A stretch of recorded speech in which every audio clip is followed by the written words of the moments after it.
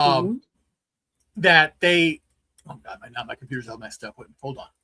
So what's going on here is when Danelle was sick in the hospital, they give medication, and what I'd had to do is go, what are you giving her?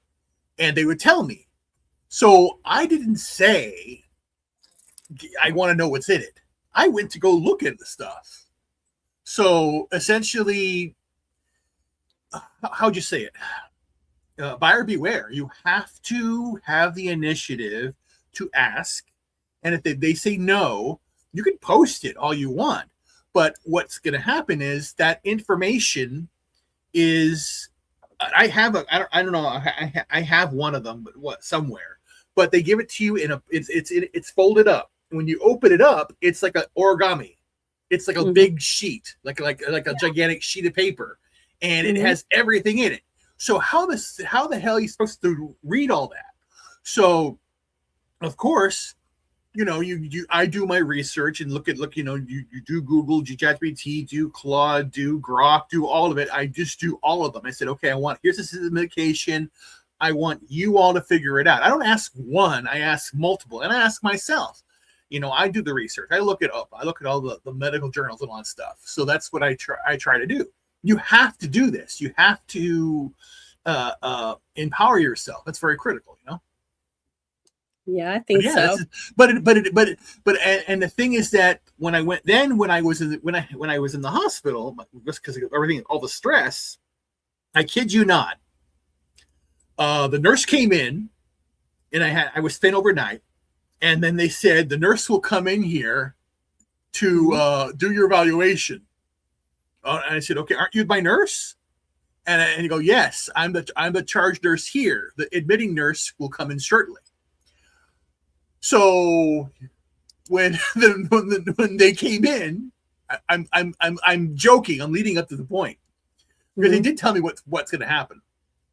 They wheeled in a robot with a camera on it and a video screen, and they put it right in front of me. And then the screen popped on, and then the camera was reversed. And it went around. It turned around. I looked right at me. So my nurse was actually somebody in a call center. She had the headset on. She could have been at home. Who knows? But that was my admitting nurse. My admitting nurse wasn't a real person. Well, it was a real person, but it was somebody who was online. Who knows? She could have been AI. Who knows? Because again, her background was all she had a filter. So she had to be from home right there, but had her headset on. She's going through all the information. Yeah. So again, the medical, and on top of that, they did an ultrasound of my heart. And what they did, that they did the ultrasound, and I mentioned to them, they say that these ultrasounds are going to be done by AI. And then she goes, yeah, but the AI screws it up all the time. It's always wrong. And that's what happens because you're seeing that now a lot. So I know it's a segue to what you're saying, but yeah, definitely when you basically have to figure out where do you want to live now. And again, this is where it comes down to, we are the United States of America. Now, who in their right mind would go to live in California? I have no idea. But that's the whole thing. If California wants to do California things, then be California. But what's happening now, and you see it in Utah, Arizona, coming to Texas as well. Those three states I see it, where you're seeing these people come into these towns now from California because the taxes were so high. They come to Texas, they come to Arizona. Colorado Colorado was a little bit, it was purple. But now it's deep blue because all of the idiots come to the states and they insist on, we'll have it our way now. And I go, no, don't. So they're screwing everything up. So it's like, but again, it's how'd you say it? We have to basically say, I'm not a Republican. I'm not. I'm a conservative. I am conservative, and that's the distinction I always say. It says, what are you? I am a conservative. me. It's a philosophy I have. I do my things. I take care of myself. I do what I can for me, and you listen to everybody else, and it's more of a we, they, and this, like you say, it's the story you just said. I saw it. I saw this one where it's like, what's in it? Oh, well, I don't know.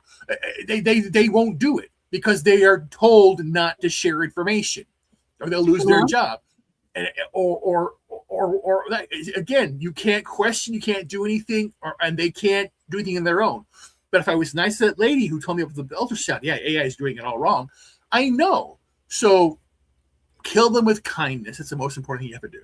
And again, and we have to laugh at this. So then basically, what state was she in? Do you know? No, I didn't read the chat or anything like that. It's buyer beware now, because again, we have to see things from the filter of what is the grand scheme? Where is she in? What does she do? And all that stuff. That's all I'll say about that. But yeah, let me find out and see. I'll put that in the chat. So just give me a second. I'm trying to find out where that one is. Here I am thinking that it's like the clock. I see. I'm sitting here reading and writing. We're not writing. I'm reading. We're not reading and writing. Basically, I basically found. Well, not found. Basically, 4 text messages that Danelle had sent me, recently. To me, I'm reviewing them. I'm gonna write a poem, and then basically, because her celebration of life funeral is now scheduled for July 25th. So I'm gonna go to Minnesota there. I'm not gonna read it. I'm writing it out. I'm gonna write a book and put something out there just to say it's a closure aspect of it, of everything going on. Well, that'll be great, I think. But what I was gonna say was the fact that about the whole shot thing. It's because I played the Surgeon General of Florida saying they're no longer in the state of Florida going to make anyone take vaccines that they don't want to take. Good. So, which is great, which is good news, and it's a start. But was it a couple years ago when they started doing the whole rollout with the COVID vaccine? Right. When I went in because remember, I've been getting allergy shots for over 5 years, and I'm finally done. I haven't had one in over 3 weeks now. So we'll see how it goes. But I took my test, and all my numbers were lower, and because it'd been 2.5 years since I'd been tested, and I went from. Is it basically because of the pollen in your area?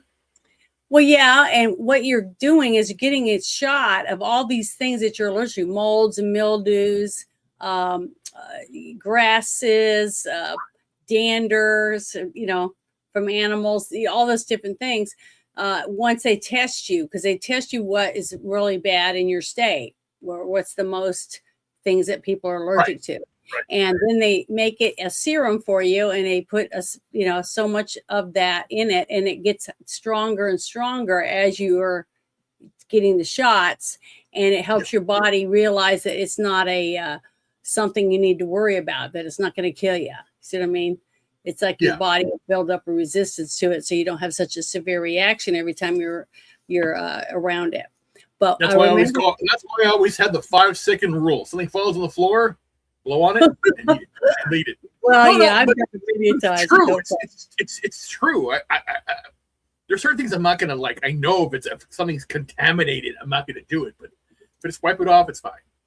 But I had went in, and he had told me that he didn't recommend that I get the COVID vaccine. And I was like, okay. And he said, well, he showed me the box, but it was in his office. It wasn't in the lobby. And he opened it, and he took the sheet out, and it was real big, like you said. And there was a name and a couple little things at the top, and the rest was blank. Yeah, because he goes, I don't know what's in it. So I'm his people. He said, if I gave everyone this injection, I'm not having any patients next week. because But the thing nowadays is the fact that the legal term for a vaccine has changed. That is the sad fact. That is the sad truth. If you basically look at when we were children, when we got our smallpox and our measles, MRA, all whatever. I didn't get the I got the chicken pox, so I got it. Yeah, I had chicken pox. And I had one tetanus shot when I stepped on a nail when I was 13 or 14, whatever. But that's it. Boosters I've had before too, but that was basically it.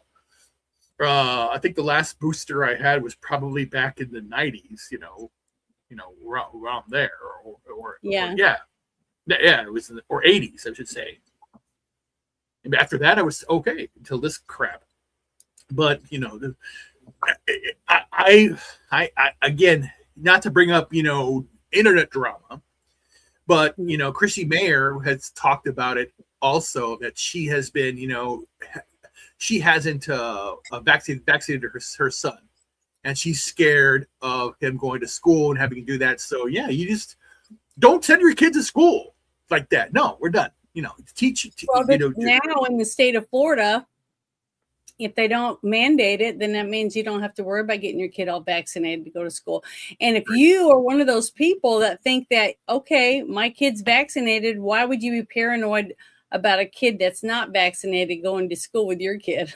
You see what I mean? It's backward. Yeah, it is backward.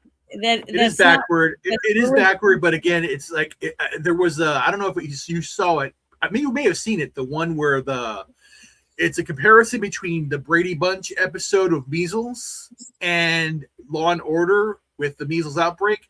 The total difference. You're sick, stay home, blah blah blah, and then I should look it up because just so you can see it.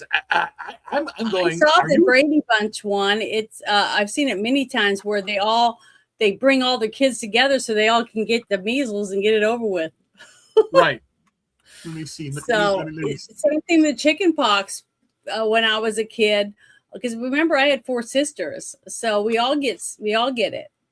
All our friends, we all just hang out and eat lots of ice cream and stuff, and play games and stay home from school.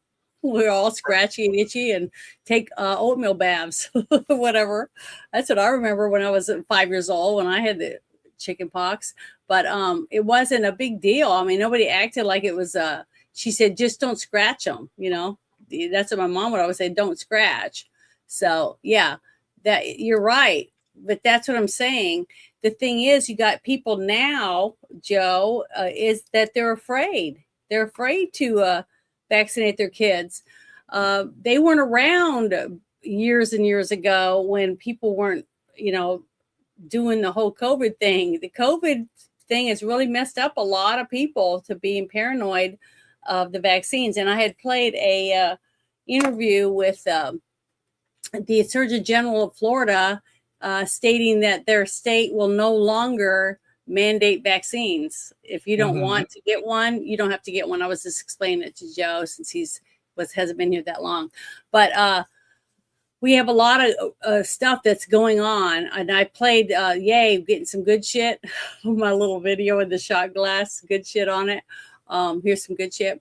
I played that earlier. So, because I'm playing a couple of really interesting things, like this thing right here that I'm about to show everyone. I think everyone in the chat probably knows who Scott Pressler is. I started following him years and years ago when he was young, when he was cleaning up neighborhoods and stuff. How he got involved doing that and getting the neighborhood to help themselves. And he would get the people to bring the big dumpsters and all that kind of stuff. I just remember that. And now he does a lot of stuff, helping people register to vote. And he's just going gangbusters. But I wanted to share this that came across my timeline. It says Scott Pressler just revealed on Capitol Hill that some senators are worried that it's too much hard work to pass the Save America Act with 50 votes plus J.D. Vance. Okay, so I like this. I want to play this so you can listen to what he's saying. So let me play this for you. Here we go. For debate, then we can't get this passed for JD Vance's 51st vote. But here, what's your name? James. James, here's the problem though. The problem is this is hard work.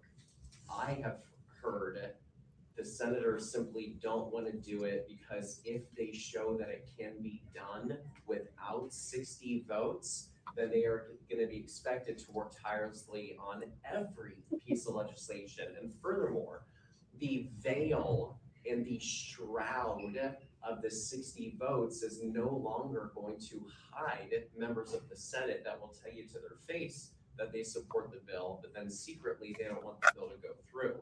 This is going to do a lot of good for accountability and transparency by showing the American people it can be done without 60. And I think the senators, pardon me for saying it, are a little bit mad that we're taking away what they've been able to hide behind for hundreds of years, right? Or however long it's been around. So I hope that helps you. Sorry, I did turn it up. I hope it got a little better. I'm sorry, I saw that in the chat because it was all the way up. It was up all the way up. But basically, this kind of action, a lot of senators don't like. Okay, a lot of people in government do not like people that do this. Okay, because they go around, they talk to a lot of people in government, and here and there without being on camera, and listen to what they're saying. And then a lot of them will say, not wanting to be on camera, that other people don't want to do it because if we do this and we can get it pushed through with just 51 votes because of JD Vance, then they'll be mad because then the people, which is us, taxpayers, will realize that they can get it done with 51 votes if they just work hard and get it done. And that's what he's saying. He's explaining that that's why a lot of them don't want to do it, because if you do it with that few votes and get it passed, they'll be expected to do a lot. But the sad truth is we send them there to do this shit. We're paying them to do this for us because that's what we asked for. That's what we voted for them. Yet they don't want to do it. They're too lazy and they just want to just get rich, as we've been seeing. And that's a couple of videos that I'll be playing here in a little bit. That they screw us, the taxpayer, because we are an endless amount of money apparently to them, and they just want to keep taking from us and paying their way, because I think that when they're there, they can get their hair done, their nails done, they get their shoes shined, they get, they live high on the hog, and it's all off of us. So you and I, the people like Scott Pressler, need to tell them this is what we expect. If we have to do this to pay you to go there, then you can go there and do what we put you there to do, period. And I wish that they would just listen to us. And there's quite a few of them that are, like Tim Burchett, Senator Kennedy. There's a few, not a lot. And they're getting more and more verbal. The ones that, few that I really, like to play a lot about on here is because they're trying to tell you and I, hey, I'm here and this is what's happening. I need more people to stand up and grow some balls or whatever and do their job. I just love that. I just wish we had more people that way. And then you have the ones that say blah, blah, blah. But then when you find out later, when they end up not getting this chair back, you know what I mean? So they're not going to be back in there again for another 4 years. They say, well, now that I'm not going to be able to do it, I'm going to name names. Well, why didn't you name names before? Maybe you would have gotten reelected. See, if people would do the job that we put them in there to do, they'll probably get reelected again. You know what I mean? Because the same people that put them there the first time are happy with what they're doing. So we'll vote for them again. But if they suck ass and they're causing us money and heartache, and they're not giving us what we asked for, why in the hell would we vote for them again? That's like going to a restaurant where you get the shittiest food you ever had, but you keep going back and buying the same You crap. want to know something that's very interesting? I know it now more than ever. Yeah, sure. Donald Trump is not a Republican. He's a populist. Mm-hmm. Okay. What I mean is he is from the people. He's always been that way. He Mm-hmm. supports whoever is going to do good for him and his people and his area. And if someone can't get it done, he does it himself. He did that in New York. There were deals that no one was doing, and he said, "Are you going to do it? Are you going to do it?" No, and then he did it himself, like he's doing right now with the beautification of DC. Mm-hmm. MAGA is not Republican or Democrat. It is just MAGA. It's the people who are fed up with everything that's going on. What you have here is a class of elite. You have the senators. They in there for 6 years, and then the way that it used to be that the states would pick the senator. The state legislators would pick the senator. It would not be an elected position. The state would provide that to pick the people. Mm-hmm. And the good and the bad now is, as I told you before, in 2000 when Bush was declared the winner, the Democrats said we have to go after the Secretary of States in all these states and make them Democrat. That was the whole thing. So essentially what you have here is you have a class of people that are lobbyists, and you see it with the NGOs, what's going on with USAID, all that stuff, the money that's going in. But the money's going in on both sides. You saw that they got rid of Massey. It's money to keep. It's Punch and Judy. Republican Democrat is Punch and Judy. It's all it is. It's the show. It's two puppets fighting, and we just watch it. It is not reality. And you have Scott Pressler, who is also independent, sees an opportunity because again, a third party candidate cannot win. One of the parties has to go away or transform. It's happening in real time. It is happening in real time. You see it already. The Democratic Party is no longer a Democratic Party. It is a Democratic liberal party, socialist party. And the conservative side, it's not very conservative.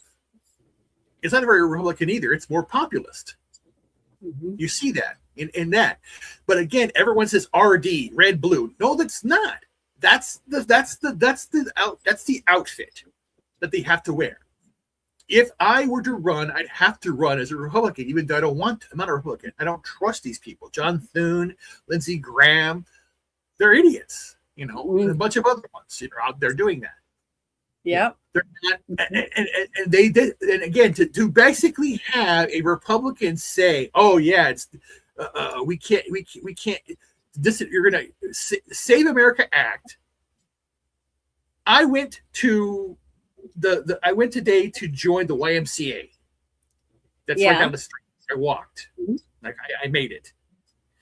And the first thing they say, "Your ID, please." And I went, "I'm joining a gym, and they need my ID." Nobody doesn't have an ID. This whole idea that we're going to change it, and then they were. You could see Elizabeth Warren and a bunch of all these women here were saying, "Oh yeah, what's going to happen? Women when they get married, they're not going to be allowed to vote because they can't. Their names are different." It's people have been getting married since the beginning of time, and we've already worked out this shit. We know what to do. So don't bring it up now that in 2026 you can't change your ID. You can't do these things. It isn't. Yeah, that's the whole thing. We are just being lied to. It is insane, and I'm sick and tired of it. That's why I basically said I am not. I am no longer dealing with this crap. And again, I see it every day where you see these teen takeovers happening. Mm-hmm. It's not teen takeovers.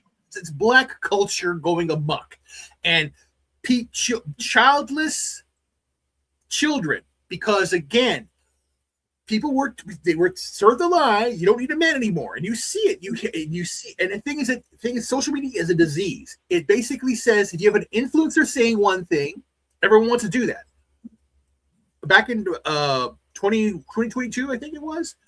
I was at a Target, and I asked somebody, "What do you want to? What do you want to be? An influencer? Why the fuck do you want to be an influencer? It is the same thing. I want to be a movie star. You want to be an actor, an adult pretender. You just want to just put it out there. It's not real. It's all fake. Mm-hmm. Want to just fake it. And someone says, give you money, and you're going to do it. The real people who have the intelligence, the design to do stuff. You know, it's like I don't want to. And I'm a hypocrite now because I don't have any money. Joe, apologize. I'm apologizing to Joe particularly because I don't buy comic books. I don't do that. But if I did buy a comic, I would buy it from Joe because it's a real person doing it, as opposed to a corporation doing it. You know, yeah. And that's why I enjoy watching his art doing it because it's him doing it. You know, he has the process. It's the idea in the head, the characters. You know, and then the way that you lay it out. You draw the character. You have a canon for the character. You have a story behind it, and then you put your vision out. You see an image in your head, and you draw it. Mm-hmm. And then now you got people who are basically saying, type this, I want this, and hit enter, and it's like done. But there's no creativity there. It's just prompting. And then that's the thing now. The thing now, it's just basically say people give a general idea to do this, and it comes out, and then they say, okay, here's what I did. No, you didn't do anything. You didn't do anything. I'm challenging myself with something that I need to do for poetry.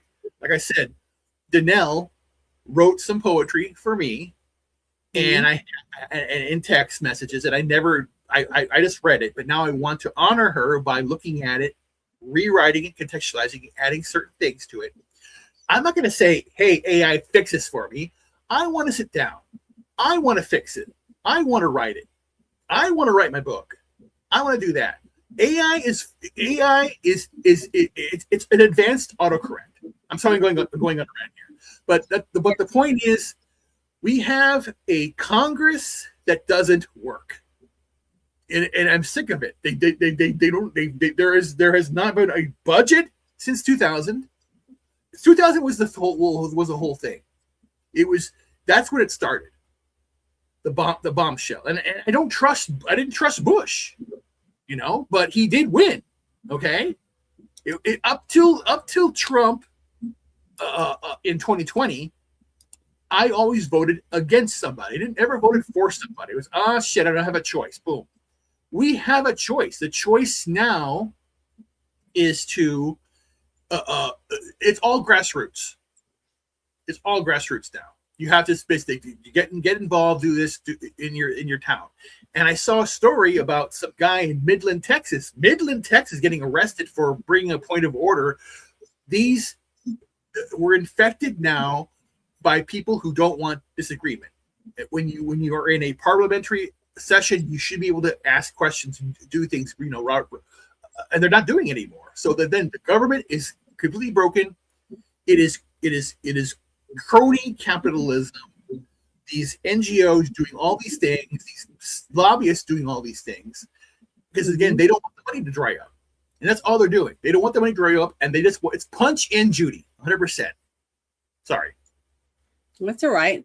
Yeah, you're right. I mean, I agree. It's two sides of the same coin, basically, and all they're doing is vying for more of our coins. That's it. So we either have to pick the worst or the best of the worst, basically, or pick someone totally outside of the realm. And I'm seeing every so often we'll see a brand new person that just runs because, you know, they're fed up or whatever, and they get the right people, and enough people found out about it to be able to vote for them. And I think that helps in the long run, because having people that are still used to being around people like us are still going to fight for us. And that's the whole thing. When you have a person that leaves your state and goes to Washington, D.C., and they never come back, they end up becoming Washington, D.C. They're not. Yeah, but the thing is that unfortunately, I'm speaking logic here. We all think about it, because again, I think Joe, yourself, and I are in the same boat. We all agree on this, and Joe is right about one thing. Joe, that highlight the thing where he says most Western comics. Mm-hmm. So everyone can see it. Highlight that one. Right here, this one. Yeah. No. Most Western comics. Suck that. Yeah, just a minute. Let me go up a little bit. Right. Yeah, right here. Sorry. Okay. So going back to what he said, this is the market. This is people. Okay. Think about it, when we were 10 years old, anybody 10 years old, when you were 10 out there if you can hear me, yeah, who was your hero? Who did you like? Who was your favorite comic book hero? You had one. Yeah, you had somebody that you could look up to. Now you don't have anybody, because that's by design. Yeah, they don't want you to. They just want you. They don't want your kids now to have a hero. Yeah, they want you to want people like Taylor Swift or a football player. Not even that. They want this tranny crap, bullshit, lesbian crap, all that shit go thrown out, shoved down your throat. But that's a thing. And this is why when the Western comics suck, is because it's being subverted. They're trying to destroy that. It's a foundation. Because again, get them when they're young. That's what they want. And when you have the manga in Japan, because it's an ethno state and they basically don't put up with that bullshit, it's better quality and it sells out much more. And then we've talked with people. Darius talked about it. Joe, you probably talked about it too. And I've seen where you walk into a bookstore now, and it's all manga, because again, that's what people want. You're not going to stock it with Ironheart. Are you crazy? Yeah, just saying. Yeah, I think it's sad, but that's why I try to have some good things every so often on here, because I don't want people to give up hope. And each week, that I do the show, and I've been doing it for over a year, things have gotten a little better. You know what I mean? In certain areas, not all areas. And it has a lot to do with what state you're in. You know what I mean? My state's pretty good. I mean, because we have we have a great governor, and we have a lot of people that actually are still grassroots, and I tell people that being hands-on in your community whenever you can, even if it's through your church or some bowling league you're on, or a fishing group that you're in, whatever it is, and you're hands-on doing things in your community, that's great, because that's where we're hurting. We're hurting because we don't have any people that care about the communities anymore. They think, well, I'm just one person, I'm not going to make a difference. But you can in your community. You definitely can. So I'm like that too. I'm one of those people that think that. But what's happening now, Joe, is everyone's arguing about the glass. That's all they're doing. They're just arguing about a glass. Yeah, who's got the best glass? No, but literally, like it's literally you could put a picture of a glass on Twitter and say it's half full, and you'll have entire people arguing. It's empty. No, it's this. It's not even a glass. They're arguing over a glass. That's not AI. Yeah. Oh, yeah. Right. It's AI. It's this and that. It's not real. But they're arguing over a glass. But that's on purpose. Again, you're arguing over the wrong thing while they're laughing. And the thing is that it hit me too. Everyone thinks that Disney is doing the wrong thing. Why are they doing this? Why is Lucasfilm doing this? Why are they're going to lose the Mandalorian Grogu, complete failure? But you want to know the truth? Somebody's been shorting the stock for the last 10 years. It is the plot of Trading Places, literally. I bet you $1 I can tank Disney. It really is that simple. And someone says $1, and then they bet like $1 million on it, so that it's going to short and lose. Yeah, that's how it works. And the thing is that they convince people that it's good. Like what's the one thing? Like some moron convinced the Bud Light thing. And there was a reason for that too.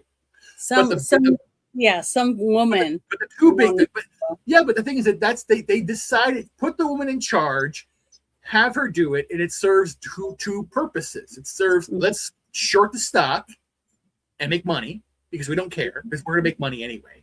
Yeah. Let the distributors, because again, beer is no one knows economics. The beer you get inside your store comes from a distributor who's most likely a local person in your neighborhood. That person, they pick, which one they're going to do, Budweiser, this and that. They have to pick a certain aspect of it, and they have to sell it no matter what. That's what they signed up for, a contract and all that stuff. So when that happened, it put a lot of people out of business. So then what happens? They get bought out by the bigger corporations. It's the way they buy them. It's an insidious thing to do. It's all planned. No one, and I don't know why no one sees this. And the same thing, like I said, Disney and all that stuff. And then the same thing happened with Jaguar. Hey, let's make Jaguar gay, and then it happened. Now Ferrari's doing the same thing. And you want to know? Just a few years ago, you could look it back. When it comes to Jaguar, when they had that fucking gay ass commercial, which made no fucking sense. You had a girl and a guy in a dress and all that stuff. It's sick. It's disgusting. And again, yay, diversity, yay. But you're not buying the fucking car, you morons. You're not going to buy it. And then Ferraris do the same thing. But you want to know about that? Jaguar and Ferrari, manly cars. They did a video commercial in like the early 2000s or whatever, 2005, 2010, around there, with all Bond villains, all the villains, all the British villains and all the Jaguars they had all out there, and it was cool and all that stuff. That was what Jaguar was. And then they put the gay shit out. And we're coming up there. We're a few days away from Gay Month. I know, and I wonder whether or not that really hurt their sales. But again, it didn't matter. It didn't matter, my dear. It didn't matter to the companies because they shorted the stock. They don't care. It's the stock. That's a thing. If the stock goes down, it's done on purpose. The person who's going to hurt is the one who has the 401k, has the mutual fund, has basically put their money into a brand because, my grandfather had a Ferrari. I always wanted one. At least I'll have stock in it because it's good. Yeah. And then you have the fund managers and the people that say, well, let's take the stock because again, they're going after male brands. They're going after female brands. Females too. The whole pink ribbon bullshit, Susan Coleman breast cancer crap, that's a scam too. All the stuff they put out there, pink this, pink that, pink. It's all the money doesn't go to breast research, all that stuff. And again, we're poisoning women and giving them breast cancer through all the bullshit we're doing out there too. So it's again, it goes back to your vaccine crap and all that stuff. It's all done. Everything is a poison. Yeah, that's why it's important that each person. That's 89. The movie, the plot there, the Joker. They put poison in different products, and if you use a combination, you get sick. That's what's happening. Bottom line, they tell you this, and no one's listening. It's insane. Well, people are listening because there are people that are talking about it. It's just that not enough people are listening. That's the problem. And that's why it's important to do what we're doing because we're getting a few people to listen and hopefully they'll share it with someone else. But Yeah. this right here was something that happened that I wanted He was to right about that. Harley Davidson, yeah, also. Yeah. This it says that the U.S. Senate unanimously bans all senators from getting a single paycheck if the federal government is shut down. And this was filed by Senator Kennedy. So and you know how much I like him from Louisiana. So here we go. Mr. President, I know no further debate on the measure. Without objection, the Senate will proceed to the measure. Mr. President, I know of no further debate on the measure. Oh, students are fag. If there's no further debate, the question's on the adoption of the resolution. All in favor, say aye. Aye.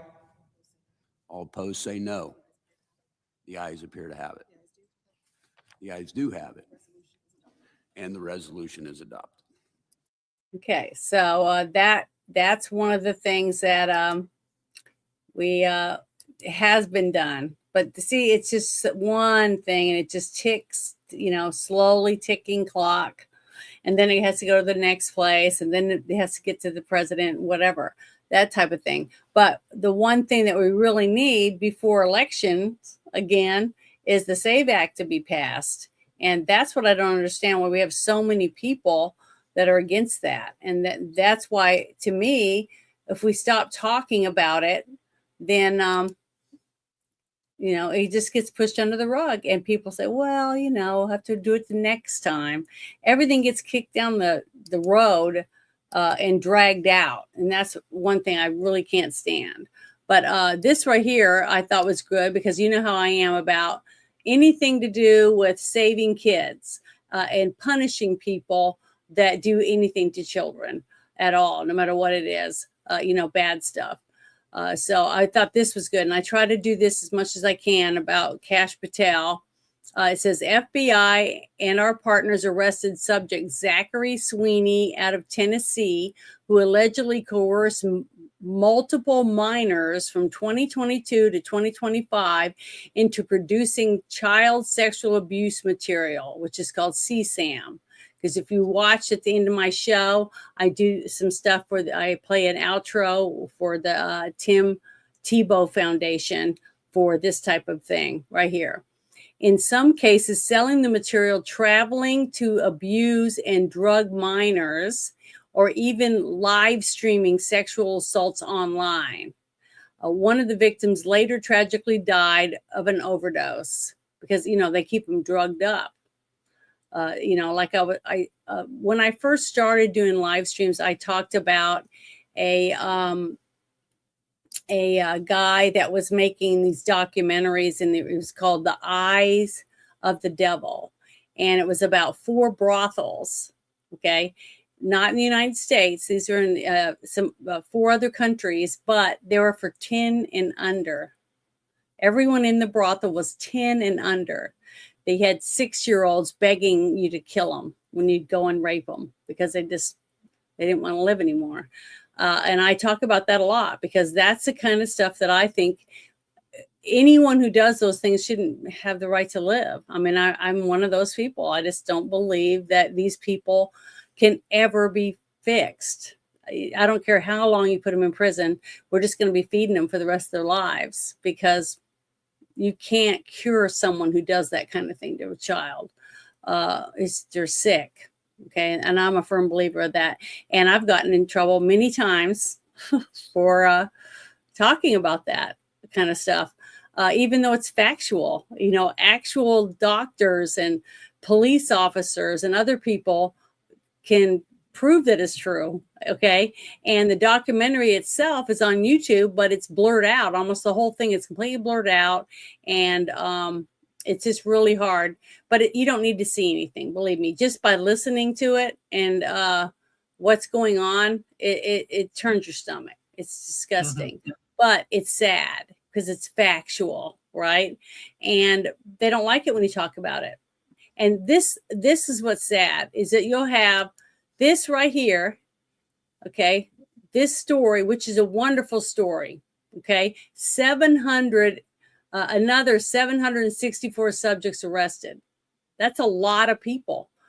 This administration, like Trump's first administration, they were cracking down on child trafficking, human trafficking, child sexual assault, rape. All these people were getting arrested and prosecuted. But then over the last time, since he was not in presidency anymore, we've seen more and more judges just give him slaps on the wrist, for all these horrible, nasty, disgusting things.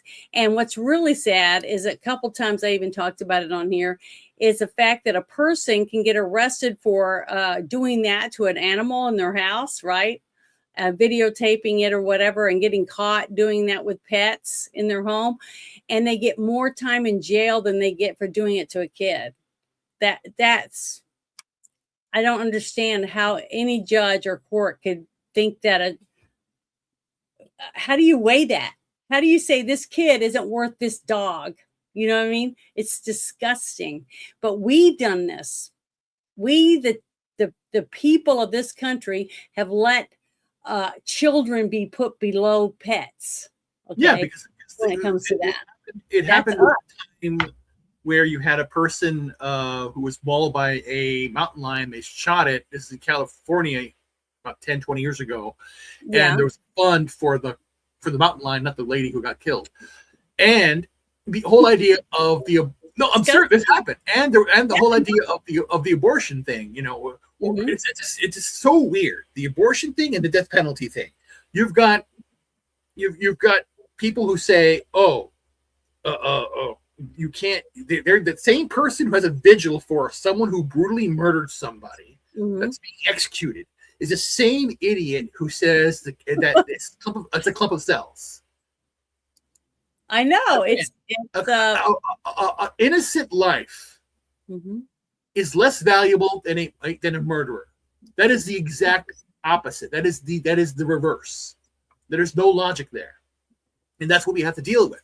But again, it's been justified by academia.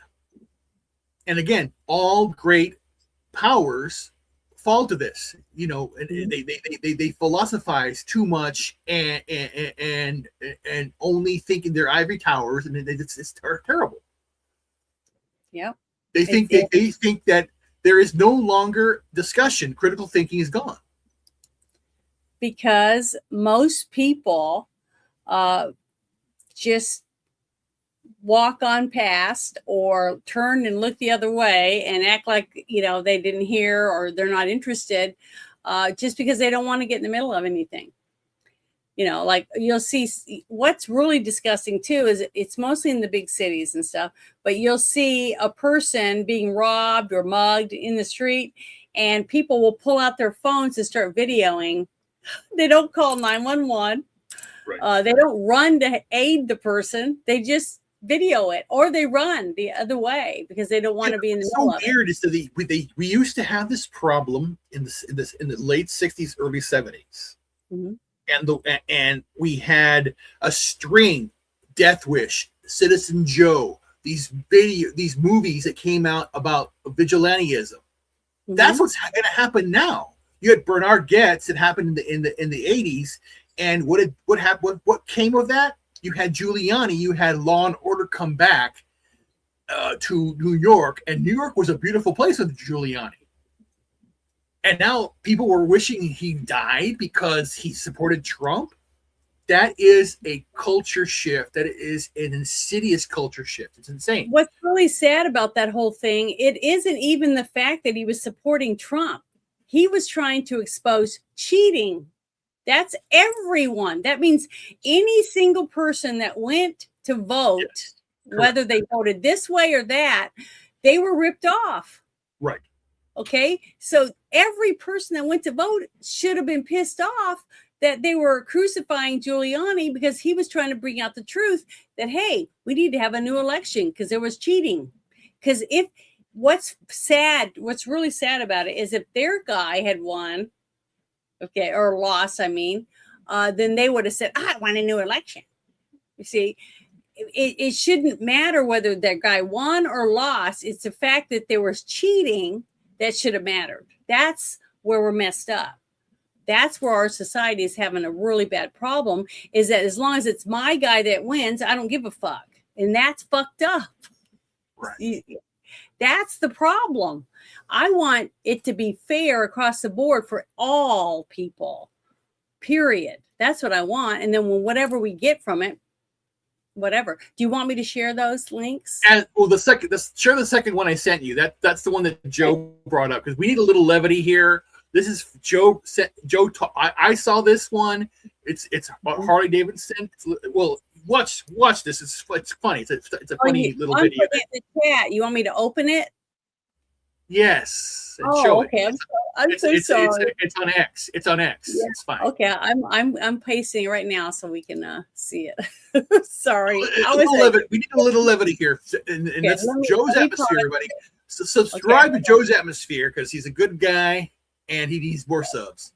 And We all just need give me more a subs. second. Let me close this one out real quick and share the other one. Okay, number the very bottom one, I think. Yeah, the Harley Davidson one. There you go. Yeah. This one. Yeah, you can here make we it go. bigger. Make it big. Here we go. Some motorcycles make a statement.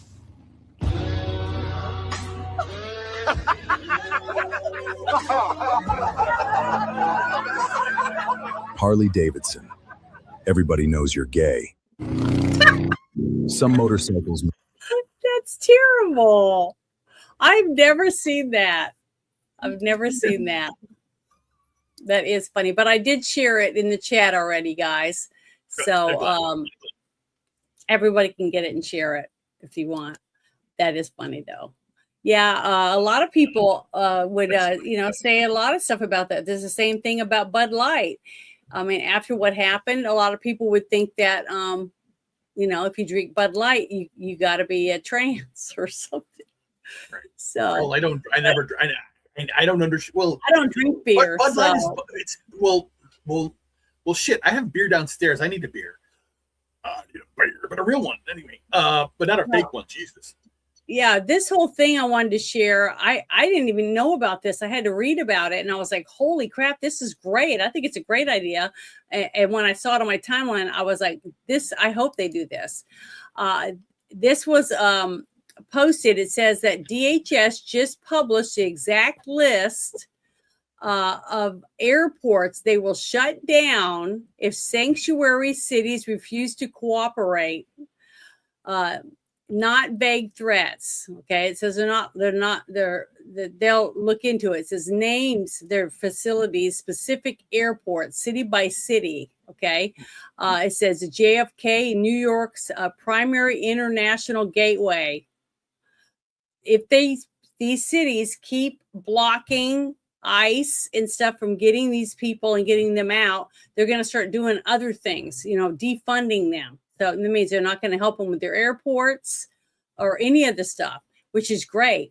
But you know what? When I was reading this, what popped out in my head? The fact that if people can't fly to New York, what airport are they going to use? So they're going to go to another state that has no problems with their airport and use them. So it's going to push people from using these airports to airports that are in states next to these states that aren't closed down. So if it lasts for a certain amount of time, these people are going to lose money and the other ones are going to make money, which means people will leave these jobs, right? So I can't wait to find out about how this is going to overall affect the country by how long they drag their feet. How long do you think these states are going to stay sanctuary states when they start having no money coming in from the federal government?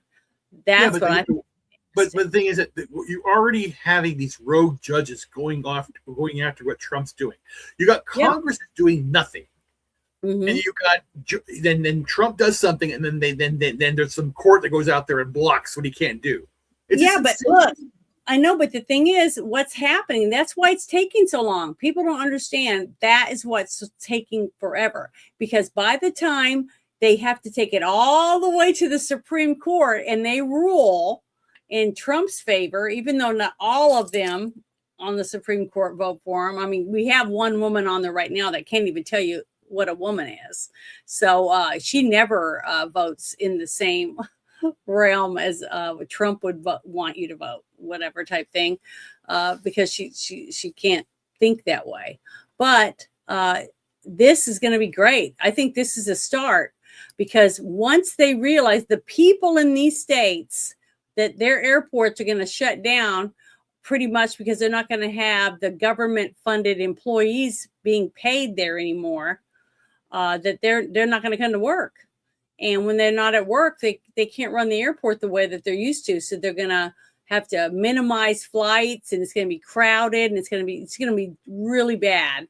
And how many of these companies like Delta, American Airlines, all of them are going to keep flying in or making these a priority when they're going to be easily run out of things that they need for the planes, because they don't have the workers to supply everything they need. I mean, I just think it's going to be a huge monkey wrench. So I think this is a good idea. But here we go. I'm going to play the news video from Fox News that goes with this. So hold on, let me play it for you. Today, Sean. And I said, if they're going to not allow us to go out and arrest the worst of the worst, and then when we call for assistance at the facilities, that the street, it belongs to the city. If it belonged to us, we would take care of it, but it belongs to the city, and they're barricading our employees from coming in and out of the facility. Then why are we processing international flights into the airport there? And we are currently, which we're not initiating yet, but we're currently drawing up plans to say, listen, in these sanctuary cities where the local radical left Democrats aren't allowing us to do our job and enforce federal laws, then we shouldn't be processing international flights into their cities either, because they don't want us to enforce immigration, but they want us to process immigration at their facilities. Nothing about that makes sense to me. 100%. I think it's a great idea. I haven't, in my lifetime, I don't think there's not been a single administration that's ever done anything like this that I remember. Do you remember anything like that? No. Ever happening? So it might make a difference, because he's right. See what I just heard from him is common sense. And that's one thing we're seriously lacking in the United States of America. And that's one of the reasons why I think we're in a big fucking mess in our country right now with all this shit. I mean, with so much shit. And the reason it's so much shit is because you and I are paying for it. You take our money out of it, they're not going to want to do it. You see what I mean? If we're not paying them to fuck us over, basically, they'll stop, because we're the ones paying for it. We stop the money, it will stop. I 100% agree. I think that it will work. And I can't wait. I can't wait to see. Well, hello, Woke Breaker. Thank you for stopping in. I really appreciate it. Well, yeah, and I've used the dirty word quite a few times this evening, but I think this is a great idea. And I'm proud that we have an administration that's thinking about that way, because it's about time somebody does something. And that's, at least that's something. See, that's the thing. They can't say that Trump administration hasn't tried anything, okay? Because they are trying. They're doing tons of things that I haven't seen any other administration even, try to do.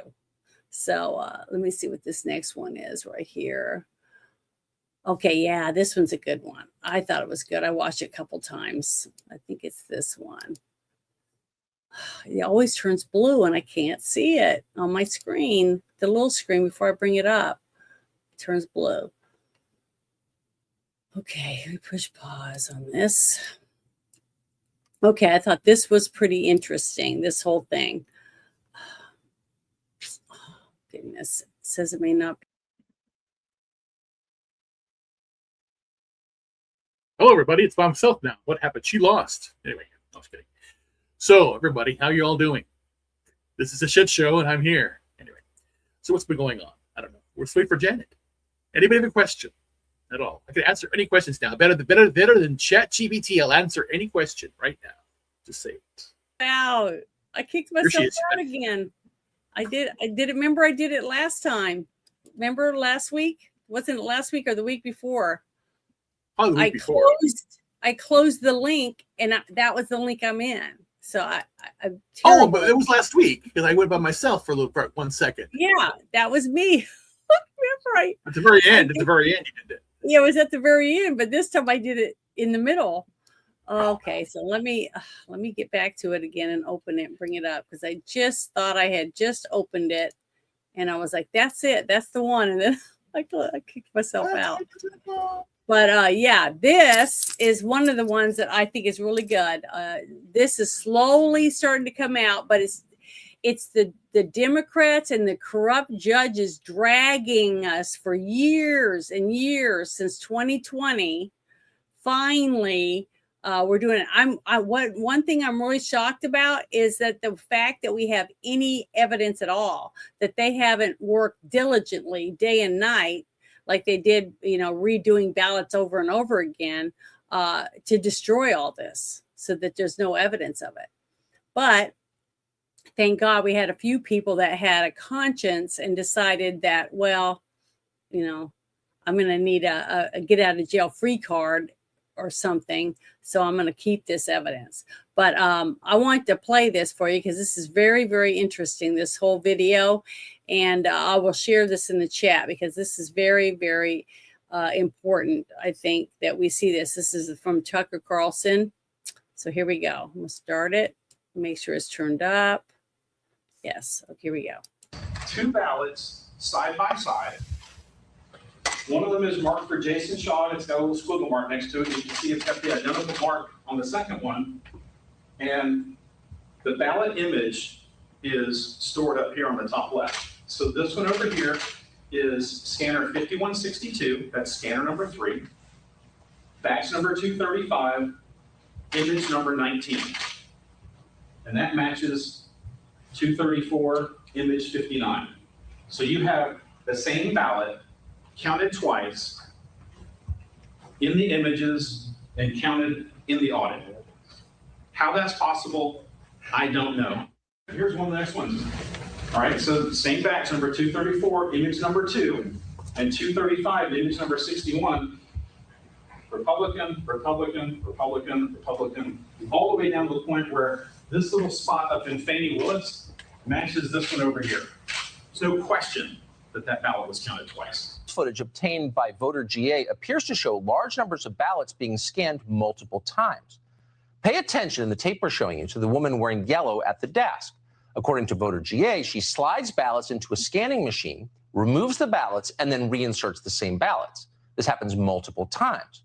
What occurred at the State Farm Arena that night, and I watched that video, every minute of it, should shock the conscience of every red-blooded Georgian, no matter your political persuasion. I've asked Bob, if you're posting, Bob posting here at the video, I want to pull it up and I want to show you, for those that may not have taken the time to watch this video, I want to show you what occurred there that night that should shock the conscience of every Georgian. Bob, if you would. All right, so this, in the upper left-hand corner, you can see the time. That's 11:05 p.m. This is after everyone was told to go home because there was a major water main break. That was false. There was no water main break at all. There was a toilet leak about 16 or 18 hours earlier in the day, leaking from the ceiling from a suite above. It was cleaned up. It had no impact on this election. The water main break pronouncement was obviously made to clear the room of all poll watchers and the media. So they were told that night that the vote count would be suspended because the water main break, and that they would resume the vote count the next morning. The next morning, everybody was stunned to learn that the people at State Farm Arena, there were 5 women that worked for about 2.5 hours from just before 11 p.m. until just before 1 a.m. Scanning ballots. And the disturbing thing about it is that there were 5 of these desks with women at each of the 5 desks. And we've labeled the first one here, kind of focused on her. She's wearing a purple top, desk 1. This is at 4x speed, so we don't have to sit there and watch, it in a slower speed. But you can see that this lady is taking the same stack of ballots. And once she runs them through the scanner, there she goes. She sticks them back in and runs them a second time and a third time. And then the lady to her right, wearing the yellow top, we've got a second video that shows that she did the same thing with a stack of ballots on her desk. And so there's ballot scan number 3 from desk number 1. One man, one vote just went out the window at State Farm Arena on the night of November the 3rd, 2020. And it's here for all us to see. This is much like going to trial with a who ran the red light case. And instead of having people coming in and testifying about who ran the red light, you got a video showing who ran the red light. Now, it doesn't take experts, and I'm glad we had an expert here today on the ballots in the person of Jovan Pulitzer, who is probably one of the most qualified experts I've ever had in the kind of cases that I've ever presented. I'm blown away with his credentials and his ability to, if he was given access to these. I'm going to pause it for a second. Look at all the people that are in this room, going in and out, running around, knowing what's happening. Okay? Because any person, like I've always told, and people get sick of hearing me say, sign up and work the polls, right? I say that a lot. And the reason I said it, at least do it one time. Because if you do it one time and you watch a video like this, you can see that they're cheating. It's easy to see it. You don't have to hear it. You just have to see it. Because no one is supposed to touch anyone's ballot but the person who votes. And when it's being run through a machine like that, okay, it's tallying it. And that's what the person who wrote on the ballot is supposed to do. Okay. And at the end of the night, they're supposed to have the people all sitting there counting the ballots that were put through the machines to make sure the numbers that went through the machines is the same as the number of ballots that they have. So when you have 2 different numbers, then you know somebody did something they weren't supposed to be doing.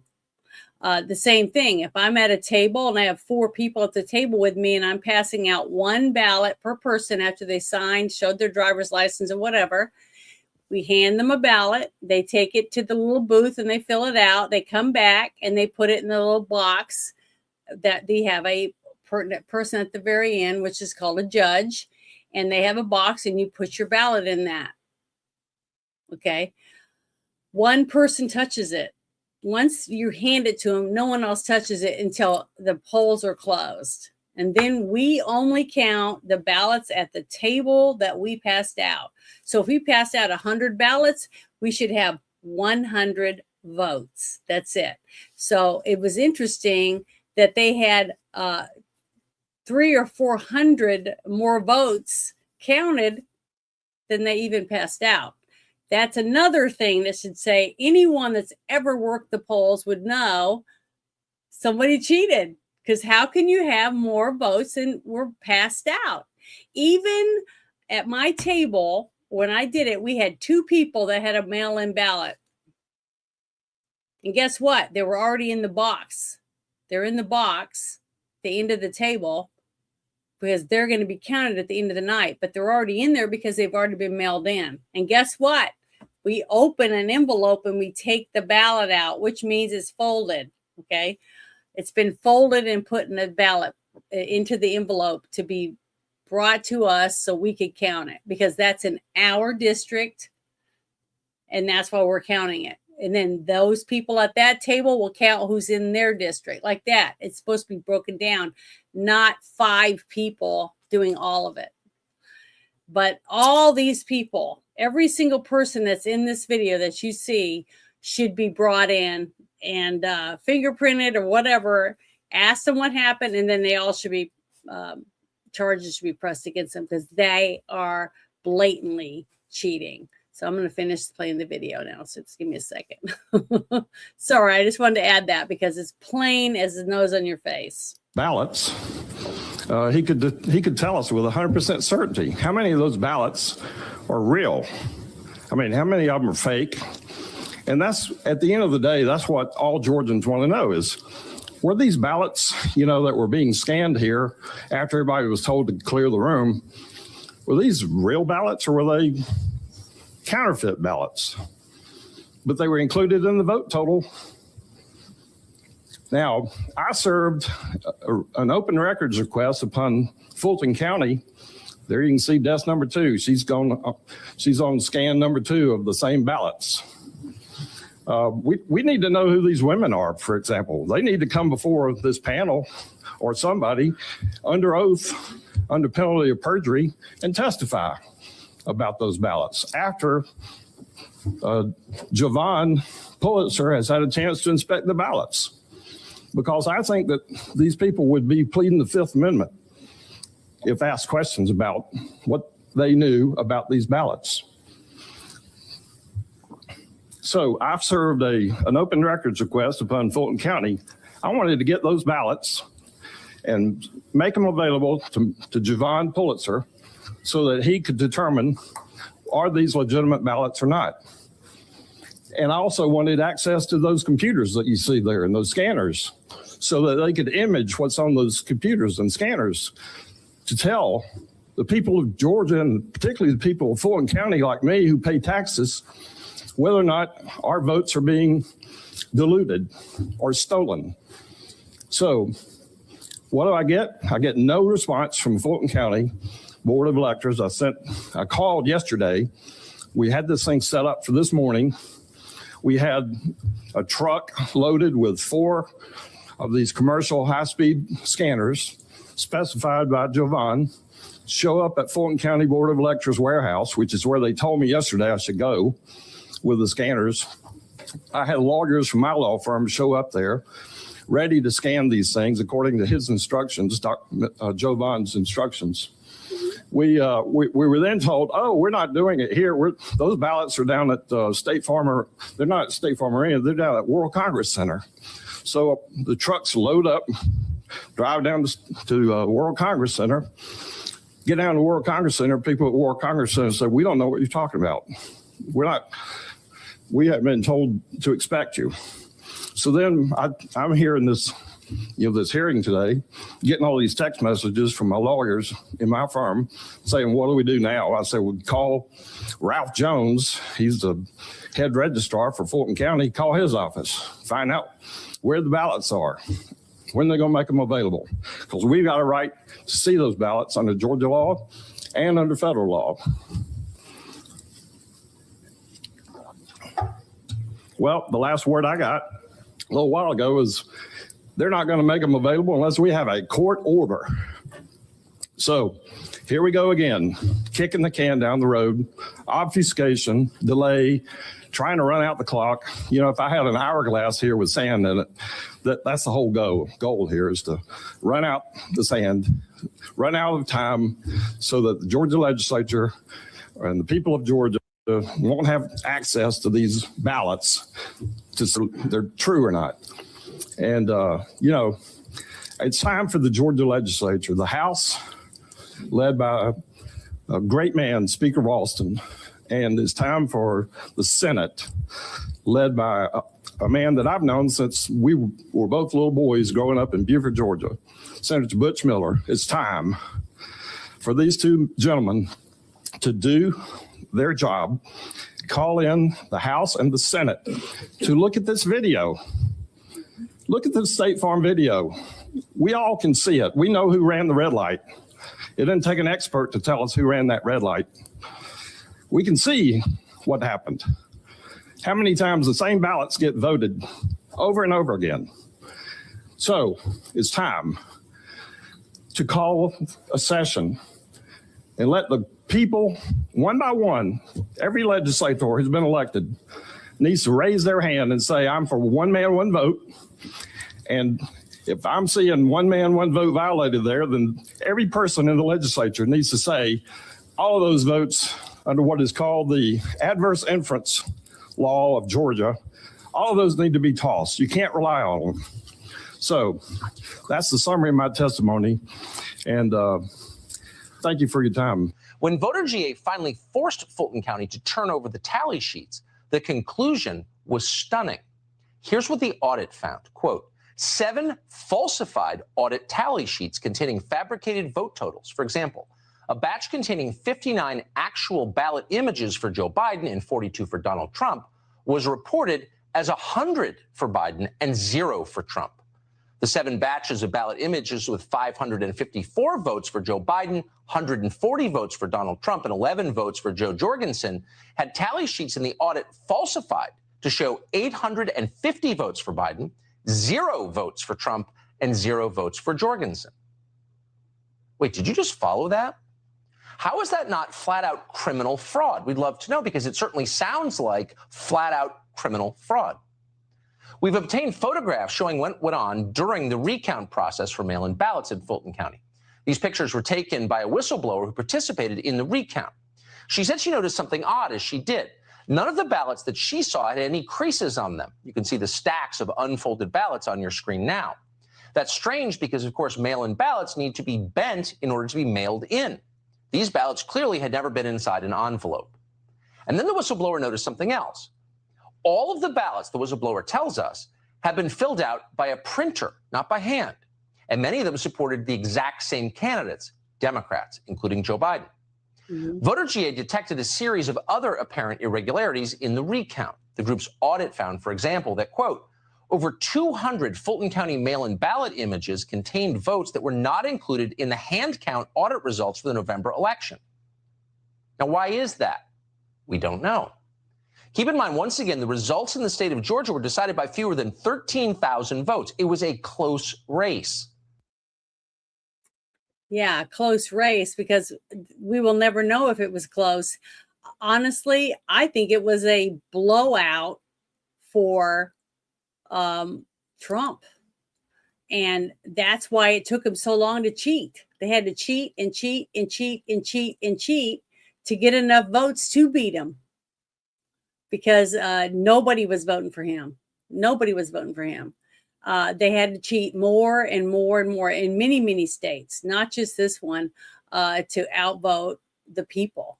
And every person who went to vote, that got off their couch, got in their vehicles and went to vote, they should have been able to get their vote counted. Every single person who got up to vote, whether they really voted for Biden or Trump or anyone else that was on the ballot in Georgia, should be pissed off about this. Because since 2020, they've all been lying to you. So even if your guy won and you're happy with it, that's fine. But they still cheated you out of a fair election. You should be upset about that. Because if they'll do it for that person, next time they're going to do it for someone you hate, that you don't want. Okay? Cheating never helps anyone. It only helps the cheaters. That's it. So whoever was in on it, they wanted more money for Ukraine. They wanted more money for that NGO, more money for USAID. Those are the people that stole your votes from you.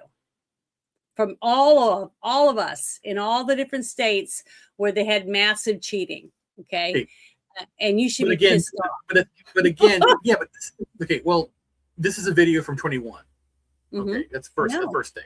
But it's happened today. It's happening now. They're stealing your vote now. They're not voting for the same America. They're not voting on anything. They're not doing anything.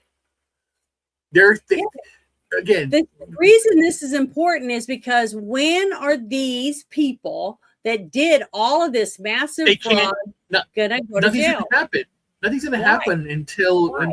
there's a cleaning of the Republican Party. I know what I'm talking about is why aren't these people being arrested? Why aren't all these people? Why aren't we seeing all these trials of all these people? All this fraud. It's not going to happen because it's part of the cover-up. Okay, well, the thing is, if it doesn't happen, how can anyone go and vote and feel like their vote's going to matter? But that's, oh my God. So then, See what I mean? like I said, you have to change. This election is very important. The 2026 election is very important. Mm-hmm. You have to stop it now. It has to be the here's the truth. I never vote in non-presidential elections. There's no point. Yeah. Well, I vote in every election. I don't. Mm-hmm. I did one time, but it was just ridiculous. It was just basically the way that it worked. I think it was 2000 or whatever. But the point was, literally, I signed up to be a judge, and I registered as a Republican. There were no Republicans. Every single person, because you have to have half Republican, half whatever. They had to convince half of the people to be Republican judges, even though I was the only one. They just switched over for that. So I'm watching everybody do that, and I went through the whole process. You do the count, you do this, you do that, you measure. Yeah, you count. You do all that stuff, and then what they did, what you saw the video, is not legal. You have to have a poll watcher there watching everything until you close it off and you send it off. Yeah, you're supposed to. Right. It's just crazy. But again, right now, the machine is attacking Trump at many fronts. You've got the global problems going on right now. You've got the domestic ones. You got all Antifa. You've got the NGOs doing that, and they're trying to attack every day. You pull up everything. Everyone's complaining about two things right now that Trump's doing: the UFC fight and the fact that people are bailing out of this celebration, the 250 celebration. Well, then screw them. You don't need the playbook. The playbook of the Democrats is, Karen Bass is being Samuel L. Jackson is supporting Karen Bass. Jane Fonda. It's again their mentality is, somebody that you care about, somebody you're listening to will do it. No, it's not about the adult pretender or the paid shill coming on there and saying, vote for this person, blah blah blah. He cares. This guy's a grifter. It's projection. It's crazy. But again, everything here, it's insane. So. Well, you're right, though. It is. And it's really sad that it's such a mess, all because a few at the top, wherever they're at, in what state, whatever, want something. And to me, they had to win because they wanted to send billions and billions and billions of dollars that we sweated our asses for to get our paychecks that was taken out as taxes, and they just took the taxes that they wanted and went to Ukraine and gave it to them, and went to the other NGO and went to that and went to this, and they didn't care about paying the money to the taxpayers that we paid to have our streets fixed or our schools worked on or different things that we each voted for in our state to have things done. And that's what the taxes were for, because so much went for the state, so much went for the federal government, right? But then you have these crooked people in office stealing from us. And if we stop giving them money, then they'll stop spending it. Because I can tell you right now, they're not going to take money out of their own wallets and purses and spend it on anything besides themselves. But we're forced to pay it because we're forced to pay taxes, or we go to jail for it if we don't pay our taxes. So, and they know it. They know that. And they've gotten so good at stealing and making it look like they're doing good with it when we're finding out they're not, because JD Vance is one in charge of this. And that's one of the things that I want to bring up. After this, I want to share this real quick. This is one of the reasons, like I constantly complain about why nothing's happening in our Congress and stuff, because when they're not in session, they send someone in to hit the gavel, and as long as they do that every day, Trump can't bring in his recess appointments, things like that. So they're following the process, and Boone has to go. It's insane. Yeah, I know, but I want to show you something, because this is why it's important to know who's doing what up there, and to understand that all these things have a consequences.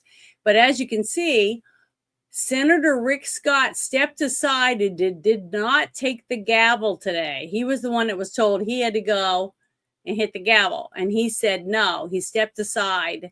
He said he wasn't going to take it. So here we go. We have Senator Rick Scott. It's one of the good guys, because he wasn't going to hit it, because he thinks that them dragging their feet so that Trump can't get his judges in is bad. It's hurting us. It's hurting our country, and it is.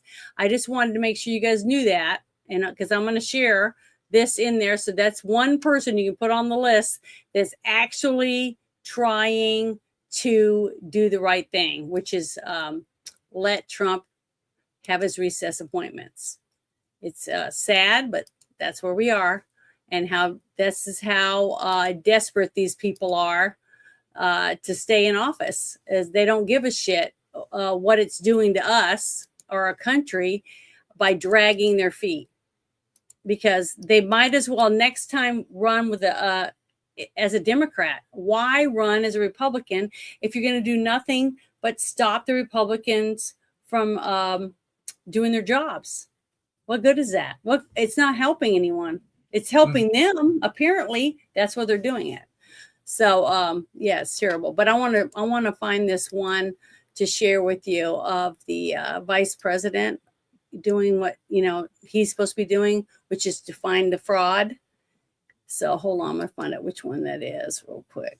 I think it's number 9, and 2 number 9s. I gotta go get the number 9s. Hold on. Okay, here's one of them. All right, these are the 2 I wanted to bring up. All right, and it's him speaking, but I'm going to pause it because I don't want it to. I got to go down there. All right, first I want to tell you what this says. It says that JD Vance just went off on after an elderly man died as a part of a fraud scheme busted up by the Trump administration. Okay, he's really upset about it. I want to play this for you. There's 2 different ones I want to play. Here we go. Nothing, no services, no help, no check-ins, and the very man, the vulnerable elderly man that he was supposed to be protecting and looking after, was reimbursed by the taxpayer in order to do exactly that. That man died. And one day before he died, after months of being neglected by the caretaker who was getting reimbursed by the American people, one day before he died, he submitted his final reimbursement for services he never provided for a man he never cared for. And that man lived his final moments on this earth neglected, while a fraudster got rich by providing services that he never actually provided. That's what we're trying to stop, ladies and gentlemen. That's what we have to fight back against. It's a shame that anything like that happens. But if it does happen, the only way to protect those people and the only way to protect the American taxpayer is to ensure that the fraudsters go to prison and that they stop this ridiculous scam on the American people. So nothing. So that's one of the things that he's trying to explain, that when a person is supposed to be running hospice, right? Like what they were talking about in California. I think it was like 2 weeks ago, we talked about it, that billions with a B were wasted in one area, one small area, county a county, I think, in outside of LA for hospice. It was like $48 billion. And these people were getting paid every time that they submitted their paperwork. They were making money, but they weren't helping anyone. They weren't spending any time going and doing the job that they were getting paid to do, because the people above them weren't making sure anyone was doing their jobs, because they were also getting checks. So it's like a tier, it's like a pyramid scam, basically. But you and I, the taxpayer, were the ones paying for them to scam and people to die because of it, because they weren't being cared for. And we should all be pissed off, because that could be you. You could have been the guy laying in the bed waiting to be taken care of, and no one took care of you. So that's how you should look at it. Instead of saying, well, it wasn't my grandpa, it wasn't my uncle, it wasn't me, why should I care? Well, because it could be you next time. Could be your mother, could be your dad, could be your uncle or your brother or your child. Okay. So we have got to listen and see that these people are trying to do a job, but it's so massive. Can you even fathom that one county in your state, just go to your state map tomorrow and look at it, for one county, that one county would waste $48 billion on fraud? Just one county. So how many counties does the state of California have? I mean, it's unfathomable that this is how bad it is. And then we wonder why it's taken so long to reel all this shit in. And we had open borders, so all those people are here too, and we're trying to get rid of them, and a bunch of them are sucking on tit, government tit that we're funding. So I mean, why anyone thinks that Trump can just snap his fingers and have it all cleaned up in 2 days is ridiculous. Okay. He's brought good people in. JD Vance is doing his job. All of these people, I see them working. I see what they're doing, and they're trying to be as transparent as possible. Like this video I'm sharing with you. He's making it public. But if you don't go and look at anything, and you only listen to this snippet or that snippet over there, and you don't watch the news, you don't go to the government websites and see all the Epstein shit and all the other fraud, all the child molesters and stuff on the FBI website and stuff like that, and see what they're actually doing, and then go back and look what happened under Clinton, what happened under Obama, what happened under Biden, and tell me that any of them three presidents are doing half of, even a tenth of the fraud investigation, the child and human trafficking shit, all this stuff. I don't see any of that, because I have been going and looking. And that's why I tell people, send it to me. My email is at FridayNightShitShow@gmail.com. If you have evidence to show that any of those other administrations did this much work to try to stop the fraud from you and me, the taxpayers paying for all this shit. So I can't even imagine. You clean up all this fraud, how much money we're going to have for our Social Security when you and I want to retire. How much help are we going to be able to get? And it's going to be because these people work their ass off to prove and show you on a daily basis and a weekly basis. They have meetings every week, and they're public. If you want to watch the news, or whatever news channel you watch, because I'm telling you right now, The View isn't going to talk about any of this stuff. So if you prefer The View, then I guess you just prefer not to know anything. And you can think all you want. Oh, they don't give a fuck about me. They're not doing shit, because you're not even looking. You don't want to see the truth. And that's not my problem. I can't do anything for you if you're not willing to open your eyes and at least make an effort to see what these people are trying to do for you, even though you don't care, or you don't think you care, because you think you're helping by helping them steal from you. I don't know. I don't see how anybody can even think that any of that's good, because it isn't. It isn't good at all. But before I'm going to play this next one, because this is another one has to do with the same thing about what J.D. Vance has been trying to work on, because his job as vice president, one of the tasks that Trump gave him was to root out as much of this fraud as he could, to try to save our country all the money it's being gutted, taxpayer money. And he said yes. He said that he would try to do this, and this is what he's trying to do. But here's another one, because the one he was just talking about was about the Medicaid fraud, right?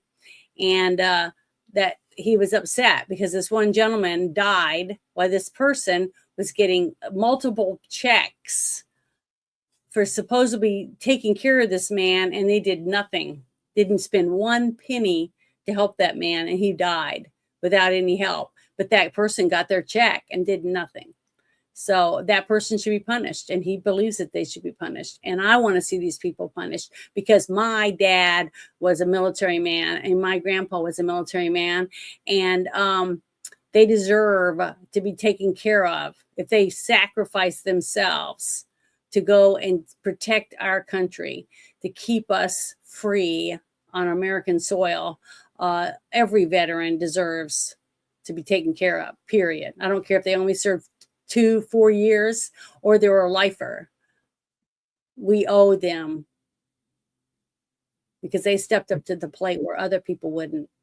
So I think they should be taken care of. But here, let me play this video for you. But it says, Stephen Miller says the scale of welfare fraud is so massive that eliminating it alone would balance the entire federal budget. Can you believe that?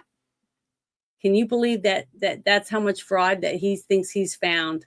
It's unfathomable. And this is just in welfare, not Medicaid, not any of the other different monies that the government takes and hands out to help people. This is just for welfare. It's shocking. But here, I'm going to play this video for you. Here we go. Not abiding by our laws. And the amount that has been fleeced from us is in the hundreds of billions of dollars. I believe, based on what I've seen and what I've heard, is that we could balance the federal budget if the only dollars that went out of the Treasury went to individuals who were properly, lawfully, correctly eligible to receive them. And that ultimately is going to be what we have to do as a country. In the meantime, because of the vice president's leadership, you are seeing the most muscular, robust, aggressive, dedicated, determined, and speedy effort to shut down criminal fraud that has not only ever occurred in the history of this country, but in any developed nation. So thank you. Not abiding by our. It's amazing. I every time I watch any of these, I'm shocked that it's gone on my whole lifetime, my whole life since I've been on this earth. They've been stealing from it. They've been stealing from my grandparents and my parents and me. And everyone I've known my whole life has been being robbed from the government, for evil people in the government. Because I can't say the government, because there are good people in the government, believe it or not. Just like there is in schools, in churches, in any business, there's good people. I'm a good person. I've never stolen from anyone. And most of the people I know are good people. Hardworking taxpayers that just want to be able to live their life, raise their kids, raise their grandchildren, go on vacation once in a while, and keep what they earned for themselves instead of having to give it all to the government to watch them do this shit with it. You know, that's all most people want. They just want it to be fair. And to see all these people fighting to help these fraudsters make billions of dollars, and they're probably getting scraps. It's just, it's heartbreaking to me. It's really, really sad, because some of us are fighting for the truth. We want the truth. We want to see who's doing this. Why did they do it? Well, we know why they did it, because they wanted money that they didn't have to earn. They just took it from other people. But I want to see these people punished. I want to see every single person. I don't care how small of a little job they had. If they stole, if they were on Social Security, or they're taking their great grandfather's check and cashing it, knowing he's dead and buried and been dead and buried for 50 years, and they're still cashing his check, they need to go to prison. They knowingly cash checks from Social Security that could be going to someone who needs it for themselves, because they're greedy assholes. That's who they are. And they deserve to go to jail for it, period. If they can't pay back, even if they pay back every dime that they took, which I doubt they could, because I'm sure they spent it, wasted it on whatever shit, because they didn't earn it. Because when you don't earn anything, you just take from others, you just waste it. You don't care. You don't care where the money goes or what you do with it, because you didn't earn it. When you buy something for yourself, like this shirt that I bought for myself, I wash it by hand, I hang it up, I take care of it. And I've had it for many, many years because I like this shirt. But I paid for it with my own money, and I take care of it. And most people are that way with your car, with your house, all the other things that you worked hard to earn the money to buy something for yourself or your loved one. You have pride in it because you worked your ass off for it. But these people just take from you. They just take it out of your bank account and they go do whatever the hell they want with it. And do you think they give a shit? No, they don't. And they're pissed because we're stopping that. These people are stopping them from being able to steal from you anymore. And people are still mad in the streets fighting for them to keep stealing from us. And I don't understand that. They're losing. These people that are standing out there fighting, they may be getting a small little paycheck because they're doing these protests and shit, but they're still being robbed, blind. They're being robbed. And they still standing up there fighting for them to be robbed. It doesn't make any sense. I'm sorry, I went on a rant. I can't help it. I just get so upset when I see this shit. Makes me so mad that so many people seem to be willing to think this is okay. I just don't understand it. It doesn't make any sense at all to me that people would do this. Okay, let me see. What was the next one I had? Oh, here's one. This is totally off of the money, but more leaning toward our health. So here's the other one. One of the ones I found. That was interesting, because we've heard a lot of stories about tick diseases and people finding boxes with ticks in them just thrown on their property, stuff like that. So I don't know if that's true or not, because I personally haven't met anyone that had that happen to them, but I do know one person that was bit by a tick, and when they pulled it off, it had the white dot on its back. I guess it's called a deer tick or something like that. And they started getting this rash on the palms of their hands and on the soles of their feet that looked like, I can't explain it. It was some kind of rash. It was like little red blotchy spots, not bumps, just little blotchy areas on the palms of their hands and their feet. And they were told they had like starry disease or something like that. And they were allergic to red meat, which was really creepy and sad, because this person loves beef and they weren't allowed to have any beef or anything. It only lasted like, so many months or whatever. And then finally they started eating meat again. They said they felt good. They felt better. I mean, they didn't feel really sick or anything from it.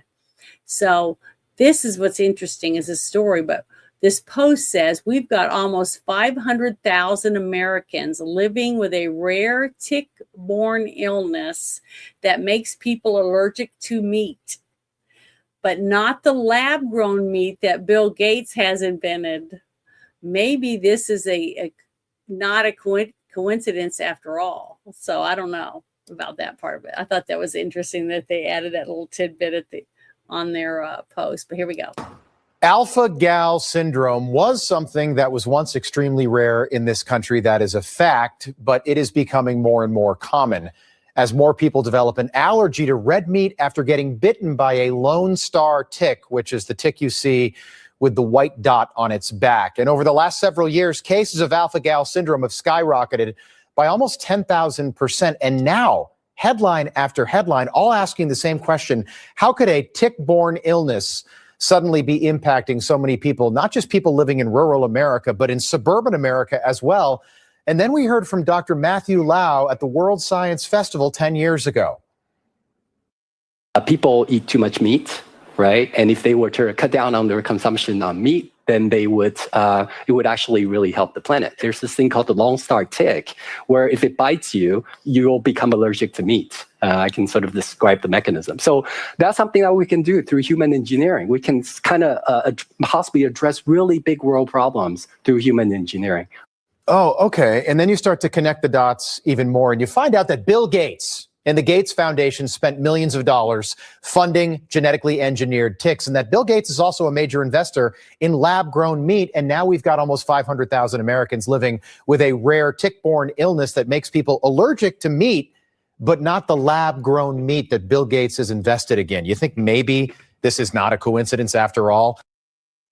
Sure sounds interesting, doesn't it? I think it's interesting. I'm going to share this link in the chat. I actually Have you heard this? I actually wrote a Alpha. I know about it. I pushed that. I'm sorry. Do what? I'm writing a essay about it. Yeah. I heard you. I remember you talking about it. I'm still writing it right now. So it's kind of it's big, but again, the idea is but why meat? Do you know why? I think it's because it makes you fart, and if you have a lot of cows farting, if you have a lot of cows farting, it's ruining the atmosphere. That's the biggest. That's the lie. No, I know it's not real. I don't believe that shit. I said it last week, and I'm going to say it again this week so everyone remembers. Here again, I'm going back again to logic here. If you know human history, what did we do when we were in the cave? We went out hunter-gatherers, okay? Mm-hmm. Yeah. And the gathering part was the easy part first. Mm-hmm. Berries. Anything that was there. Not even, this is not agriculture. It's gathering, going out there and going what's out there. Grasses, right now. mushrooms, bark. Yes. Yeah. But then going out there and killing something took effort. It took strong men. Where are the strong men now? Soy boys are all over the place. So that's what you do. That's how you get rid of that. But then it goes deeper. The agricultural revolution, not the industrial, agricultural. Brain power increased because we're eating larger amounts of protein, cooking the food causes something to change, and it gives brain power. That's why we advanced. Mm-hmm. We got out of the cave. Now what they're saying is, oh, okay, well, shit. Let's take away their superheroes. Let's take away boys because, again, take away their superheroes of a child. Telling them, take your daughter to work day. Don't take the boys. The boys suck. Okay, you don't need a man anymore. You need a woman. Okay, mm-hmm. and then introduce applications that keep you engaged but don't get you anything. It's loneliness. And then then they say incel, this and that, blah, blah, blah, all that crap. So what you're doing here is they say, oh, lab grown meat, it's just as stupid as electric cars. It is. I'm not going to eat it. But I know. But the thing is that they're going to basically say, oh, let's make you sick. And you had, and they're pushing the grubs. You had a Vanity Fair article or video a few years ago that had Nicole Kidman eating grubs. Ooh, I like this because again, they want you to just go back to the hunting gathering, or not even that. Just we'll provide for you. We'll take care of you. Don't do anything. 15-minute cities. Yeah. Where they'll have, certain things prepared for you. and where you work, where you're going to live, and how far you only can drive this far because we got to save money on gas, or you got to take our little transit. You see, they want to control every aspect from cradle to grave. And how many times have we tried to say that kind of stuff, and everybody said, "Oh, you're a conspiracy theorist." So yeah, I 100% agree with that, and that's not going to happen on my end of it, at least. But I wanted to share this because I thought it was pretty interesting, this whole thing. It says CIA Director John Ratcliffe just dropped the hammer.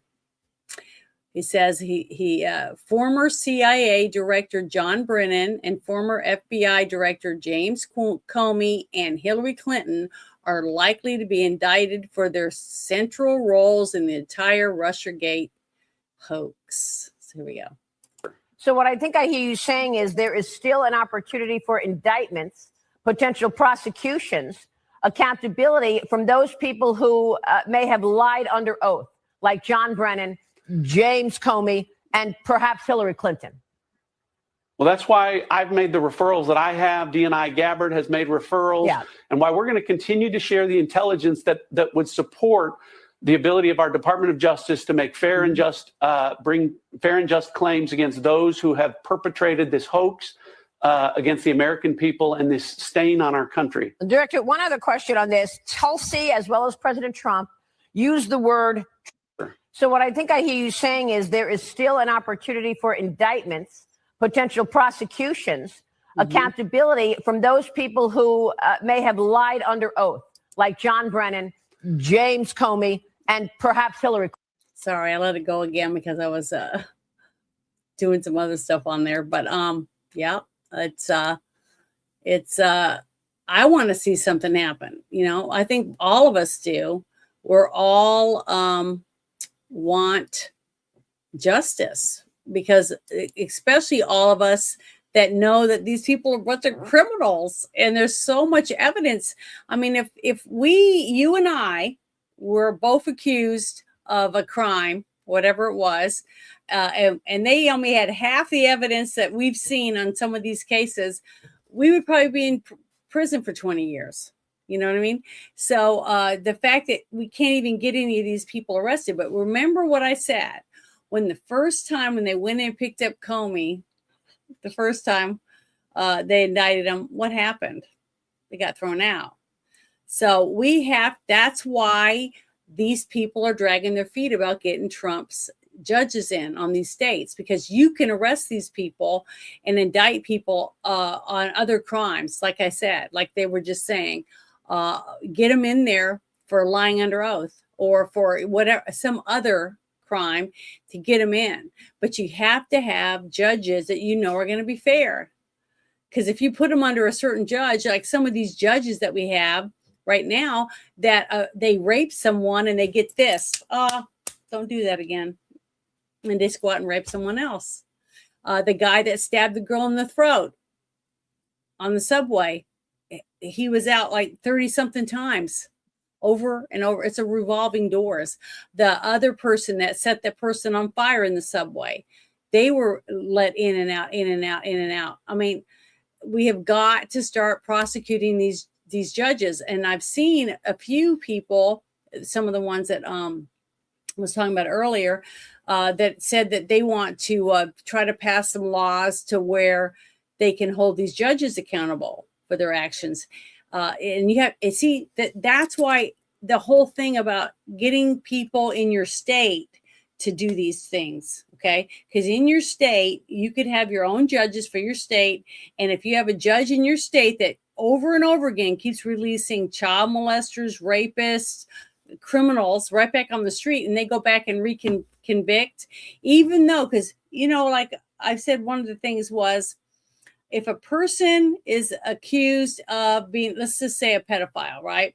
Okay, so they're accused of it, and they go to jail or they go to court, and they're being accused of it again, and they bring in the evidence or whatever, but they're not allowed to bring in the fact that they've been arrested and convicted 4 other times. Okay, why can't they use it as evidence? This proves that this person has a habit of doing this 4 times before.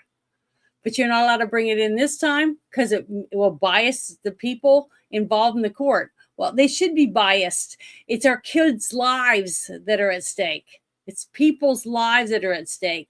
If a person goes around and he pours, sprays chemicals and stuff on the salad bar every time he goes to a restaurant, how many people have to be sick or die from this person before someone believes that this person's a serial salad sprayer? I mean, I'm just making this up, but you know what I mean. It's just stupid that we can't use their habit against them.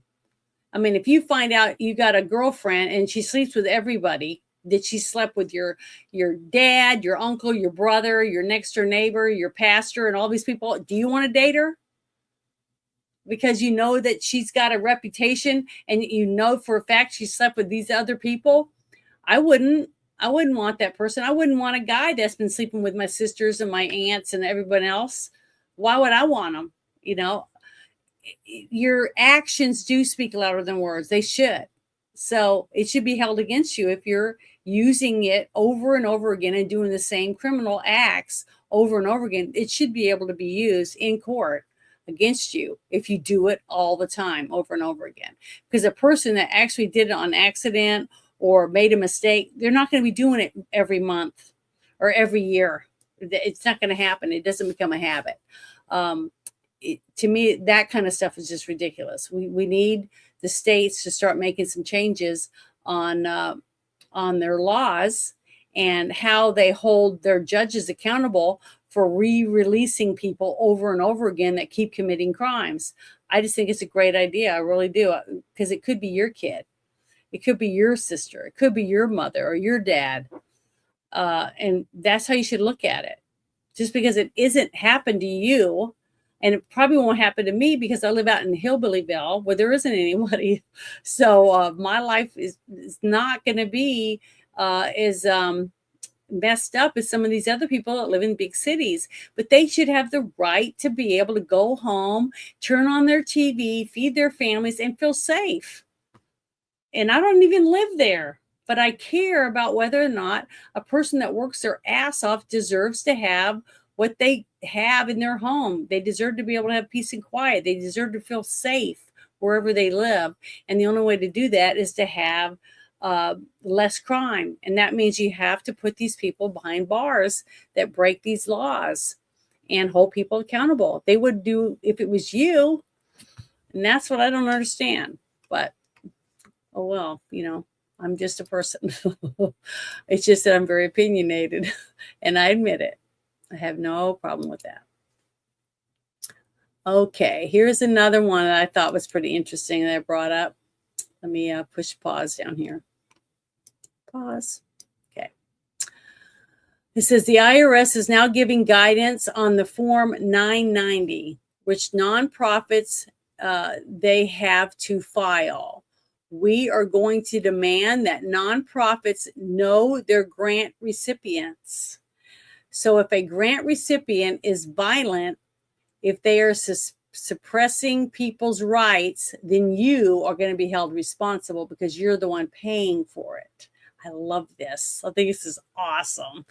God, this would be so great to actually see people get punished because they're knowingly giving money to a group that they know is going to hurt people.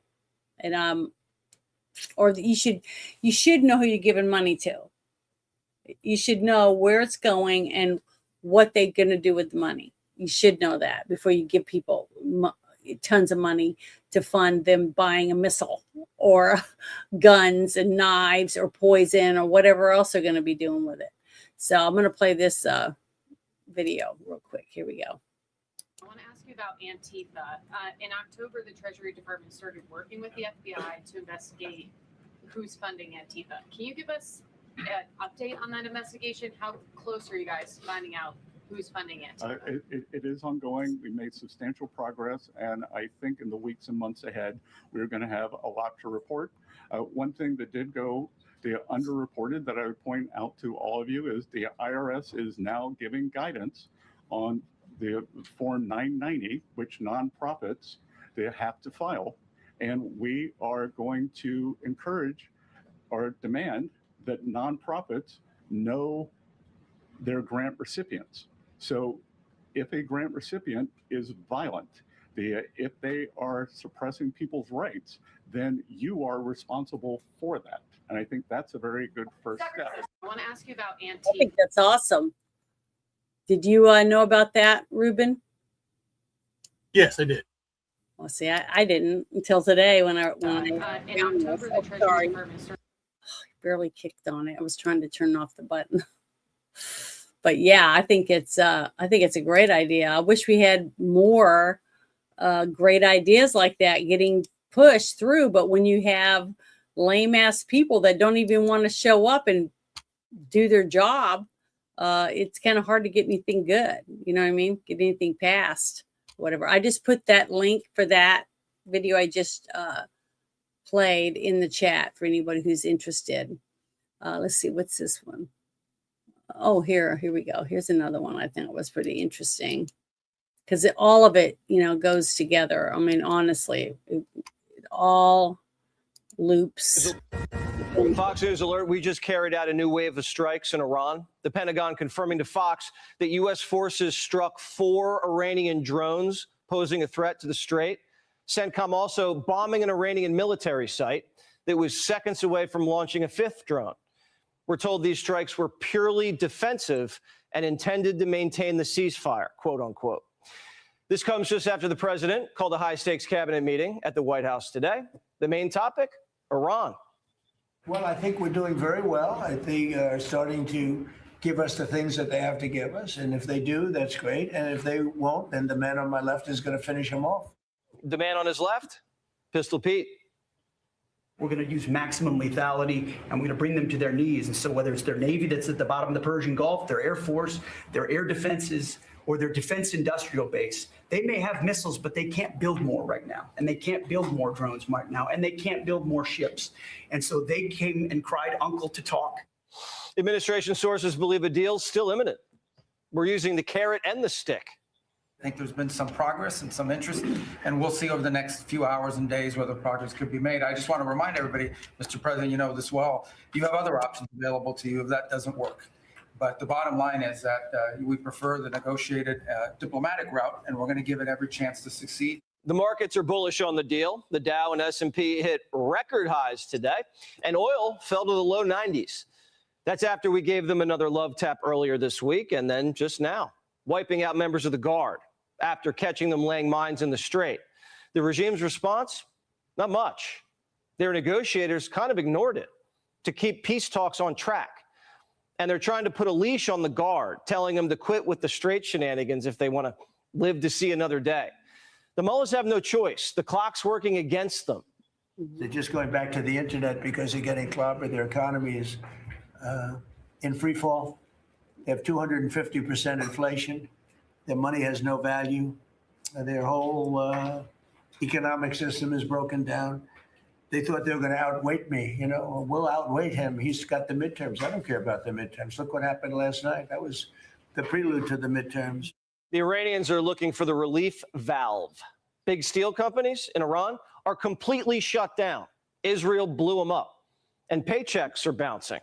Meanwhile, our economy, still the largest in the world. Our GDP, bigger than China, Germany, and India combined. Plus, now we're getting fresh batches of sweet crude from our new amigo. Over 10 million barrels of Venezuelan oil have been delivered to the United States since the 3rd of January. That industry is being professionalized for the first time ever. It's going to the benefit of the Venezuelan people. They are selling oil in the market at market rates. The money's going to an account in the United States, controlled and monitored by Treasury, audited by KPMG. And it's for the first time ever, the money's not being stolen. It's going to the benefit of the Venezuelan people. Meanwhile, the Iranians can't get any oil out. 109 of their ships, they've been 180'd. The blockades cost them $20 billion and counting. Their ships are sanctioned and stuck. Iran needs the deal, and they're asking for a little moolah. We froze billions of their assets at the start of the war, and they want us to thaw out some of the bank accounts ASAP. But we're not giving them their allowance back if they don't follow orders. Is the U.S. considering easing sanctions on Iran to allow Iran to sell its crude to market? No, we're not talking about any easing of sanctions or giving money, no sanctions, no money, no nothing.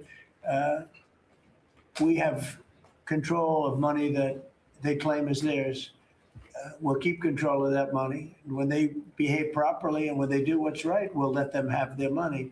But right now, we're not doing that. And it's one thing is not contingent on the other. The message from the White House is no dust, no deal. The Iranians only get their money after they open up the strait and blow up the uranium. But these Persians are squirrely. They're trying to put in the deal that they can control the strait with their neighbors on the other coast, Oman. Trump's like, that's a joke, right? The strait's going to be open to everybody. And who would control it? It's international waters. Nobody's going to control it. We're going to watch over it. We'll watch over it, but nobody's going to control it. That's part of the negotiation that we have. They would like to control it. Nobody's going to control it. It's international waters, and Oman will behave just like everybody else, so we'll have to blow them up. Oman's an ally, but if you turn into a pirate, we'll turn you into an enemy. The Russians and Chinese also want to help with the uranium. Trump says, stay in your corner. Would you be comfortable with Russia or China taking their stockpile of highly enriched uranium, and have they offered to do that? No, I wouldn't be.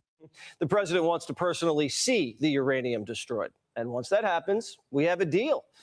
But the president's throwing a curveball in the negotiations. He wants the Arab world to sign on to the deal too. And if they don't, there may be no deal. We'd like to have them immediately join and Steve Witkoff is working on that with Jared and some others, but would like to have them join the Abraham Accords. It'll be historic if they do it. And we would, I think they owe that to us, to be honest. I think, because that really would be a tremendous sign. And I think those countries owe it to us. I'm not sure we should make the deal if they don't sign. You want to know the truth? I think that's great. I think that the way that they're handling it, and look at them, all three of them sitting there at a table, taking questions and explaining every single thing they're working on. Every single thing. It's wide open. This is the most transparent administration I've ever seen in my lifetime. I've never seen this type of stuff going on a weekly basis to where we know what's going on. Well, we shouldn't know every single detail, like when they're going to strike someone, or but he fills us in afterward. I just don't understand why so many people hate him. And with their piles and piles of shit. You have to remember when they televise this, who's watching? I'm watching. I know, but basically, Trump's giving if you tell a liberal, Trump's talking at the cabinet meeting. Yeah. What's the reaction you're going to say? They don't want to see it. Right. Probably. They're not going to listen. But what happens is then the reporters report what he said, even though it's not what he said. So there's an inconsistency between what they report versus what he says. So he's playing it smart. He's out there telling everybody everything. So there has to be some honest reporter out there doing it, but it's very, very few. Yeah. So what happens is, a perfect example that happened just a few days ago, I saw something about the Starbucks CEO had mentioned that when people come into to Starbucks, they can get a $9 experience, and that includes coming in, getting a drink, getting something to eat, and you can get it for like $9. So what CNN did is basically said, there's a backlash here because they're charging $9 for coffee at Starbucks, which he never said. Yeah, I know. Take everything out of context. That's the whole thing. Yeah, they're good at it. They're pros.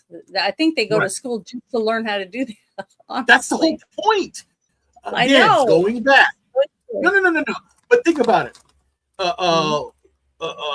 Who is it? William R. Murrow. Walter Cronkite. All the great journalists. they wanted to fight for truth. Now it's not, journalists don't fight for truth. They want to push their agenda. They want to make an agenda happen. It's different. Yeah. It's just, I just don't, it doesn't make sense to me, because to me it doesn't make any sense. And I guess that's why it's so prevalent, you know.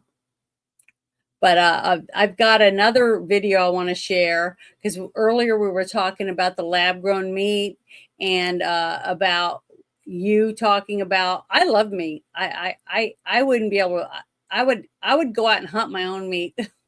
You know what I mean? I have chickens, but I would probably also eat rabbit and squirrel, venison, you know, stuff like that. I mean, I wouldn't go out and shoot a cow to eat it, but I would trade my other stuff, eggs and chicken and other stuff, to get beef from other farmers, the ones that do have it and have the means to process it and stuff like that. I could do that, you know, and barter if it came down to it. But it's just, it's really scary.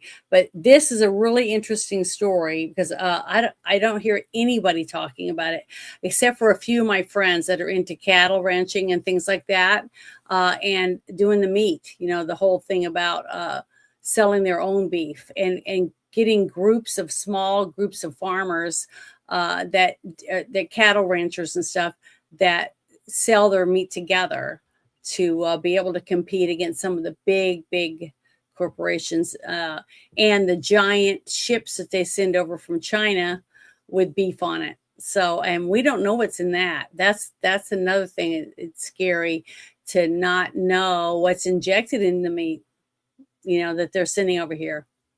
You know what I mean? I have no idea. And it's kind of scary. So, you know, we got to really start paying attention to what we're eating and what we're feeding our families. But this is a man who wants to share information about his state, upstate New York. So I'm going to play this for you. Here we go. Hello, my fellow patriots. It's your friend John Rich here, and we have ourselves a 911 in upstate New York. You're not going to believe this. So recently I started to learn about Governor Kathy Hochul, the state of New York, and a committee they put together back in the Biden era called ORES, O-R-E-S, and how they are treating the American farmer in upstate New York. There's a thing called prime farmland. The USDA has its science-backed mathematical equation as to what is prime farmland, meaning what's the farmland that has to be protected? It's the premium soil. It's the soil that produces the most, the soil that we protect. And Kathy Hochul decided, yeah, I don't like USDA's numbers. You know why? Because upstate New York has a lot of prime farmland per the USDA's numbers. So we need our own numbers to allow these solar farms and wind farms to come in. So they went to Cornell University and got a bunch of smart guys to reimagine what is prime farmland. They turned in that report, and that is the report that ORES and the state of New York is using to run these people off their farms. I'm talking destruction like you can't believe, not just to the farmland, but the ecosystem in upstate New York. If you've never been there, it is one of the most beautiful places in the world. There are more bald eagles per square foot than I've ever seen in my life. I've toured all over it. So here's how big these solar farms are. Are you ready? Currently on the books to be built, 40 to 50 square miles of solar farms, 40 to 50 square miles of solar farms. Where does it go? It goes on the Amish farms, the Mennonite farms. It goes on your mom and pop farms. It goes on everybody's farm. And it doesn't matter what the county has to say. It doesn't matter how the elected leaders vote. And it damn sure doesn't matter what the citizens think. Kathy Hochul is going to run right over the top of you. She's going to let foreign companies come build 40 to 50 square miles of solar farms in a part of the United States that is cloudy 2/3 of the year. Brilliant, right? What else is going on? Why are they really doing that? I think we need to get to the bottom of that. Guess what? Governor Hochul lives in Erie County. I'm told there are no solar farms in her county. Well, of course not. She doesn't want to look at them. She didn't want to deal with them. She just wants the peasants to have to deal with them while she cuts her deals with foreign countries on American farmland. So I've filled out a report on this, and it is this thick. I'm going to be sending it up to Secretary Rollins at USDA to have her learn about it. I'm going to send it to Lee Zeldin and have him learn about it. I'm going to send it to the Forestry Service, and everybody else is going to learn the inside out what's going on in upstate New York, because I have a sneaking suspicion that a lot of federal statutes are being broken, that a lot of regulations are being ignored, and that in that fray, American citizens and American landowners are being absolutely steamrolled by these communistic tactics. We're not going to put up with it. We're not going to let it go down without a fight. So stay tuned. More to come. Just wanted to get you up to speed. To all my friends in upstate New York, you guys stay tough. The cavalry's coming. We're just now getting started. God bless you. God bless America. Awesome. Yeah, it's I don't know if any of you guys have heard about this, but I'm going to share this link in the chat so that you can please share it with anyone you know that you think might benefit from hearing about it, because we have got to protect our farms. I mean, because we've got to feed our families, and we got to feed our families in the future, right? And I don't want to eat lab-grown meat. I don't want to eat any lab-grown anything. You know, I want to eat real food, actual stuff that had dirt around it when it first started its life.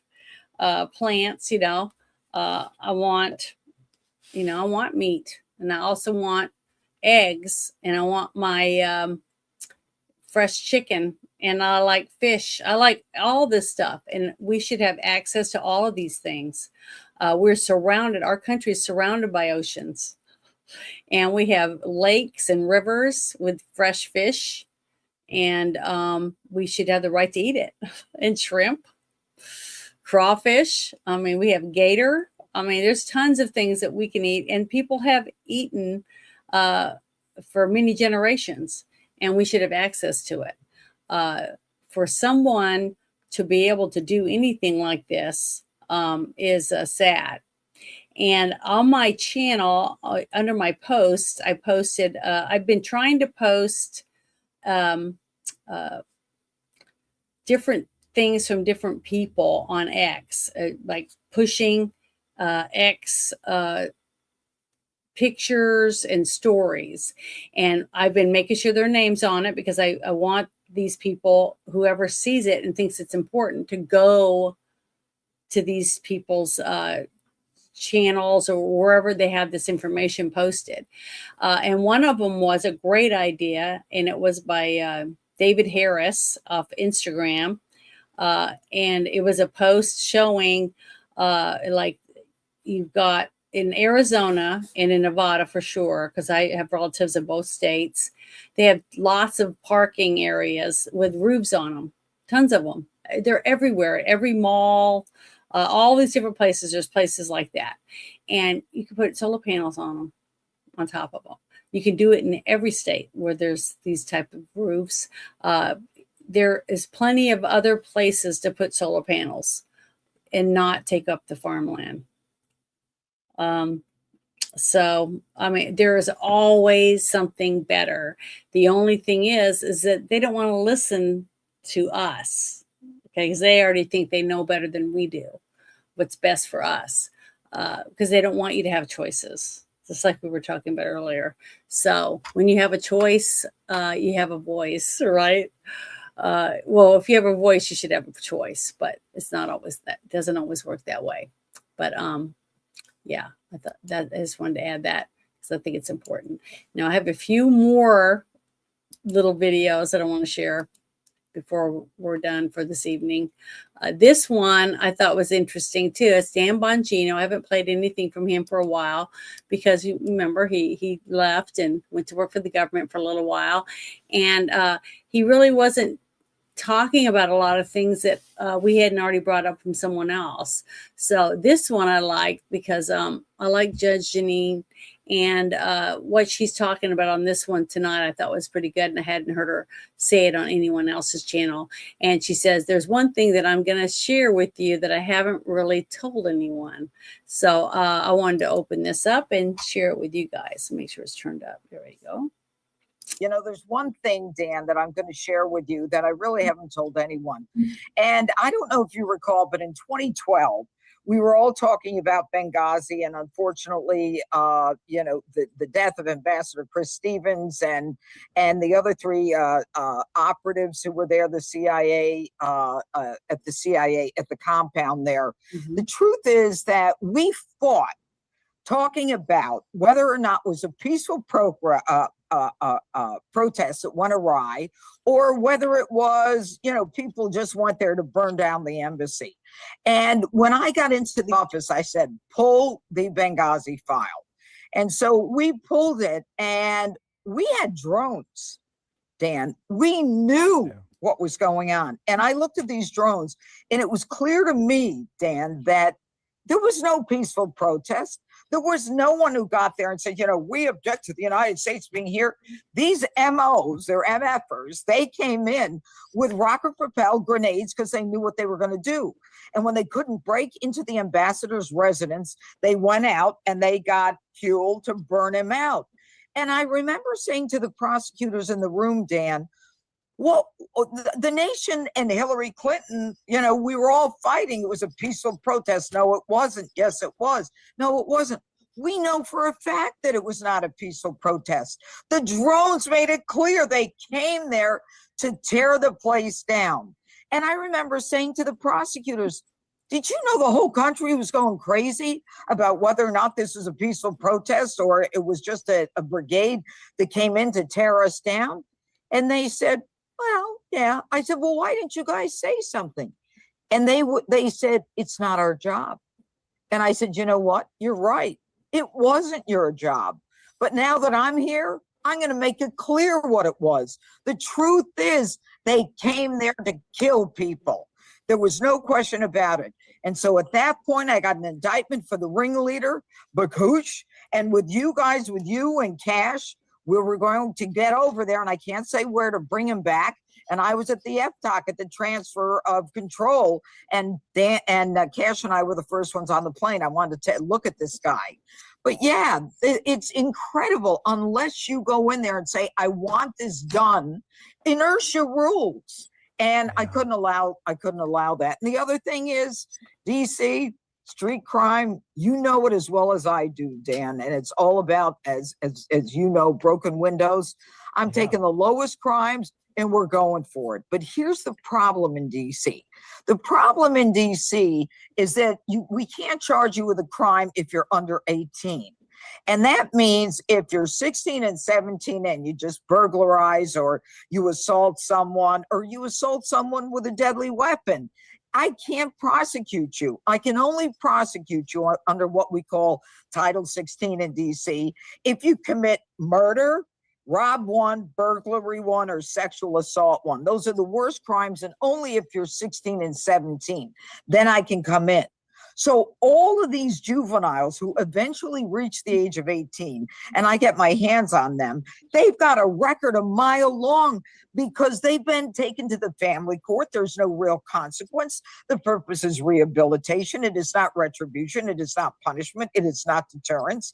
It is simply to make sure that these kids get help, and they don't. They go to an ice cream social, they go to yoga, and they're out. And that's when I said no more. And I had a team here, and I'm very proud of the team now of U.S. attorneys, although we're down still 73 from 150. But the truth is that they were not taught to be the tip of the spear, most of them. In Superior Court, I had to fight with people to ask for detention, which is bail for us in New York. I had to fight with them. You ask for bail in every case. The guy is charged with an assault, with a violent crime. What do you mean? The guy strangled a woman. What do you mean? You know, and they said, well, the judges aren't going to give it to us. And Dan, it's the whole changing of the mentality. And it's going fine here. We're much better than we were. Isn't that crazy? You don't realize other countries run, the way that they run their countries until you see it on the news. But in your own country, you pretty much assume that in every state, it pretty much is similar, very similar. But Washington, D.C. is way out there. It's way out there when it comes to the way and what you can get away with. The fact that you have all these parents that have teenagers that are running amok in this city, and they're not holding the parents accountable. So why can't they do that? That's what I was thinking about. I'm thinking about sending her a letter and saying, why can't you make a law in Washington, D.C., where if the kids commit a crime with knives or any other weapons in the middle of the night or, whatever, why can't they hold the parents accountable? Because the parents are not being parents if they're not keeping their underage children at home and keeping them restrained where they don't have weapons and they are not assaulting people. Because if they have a vehicle driving around, who's paying for the vehicle?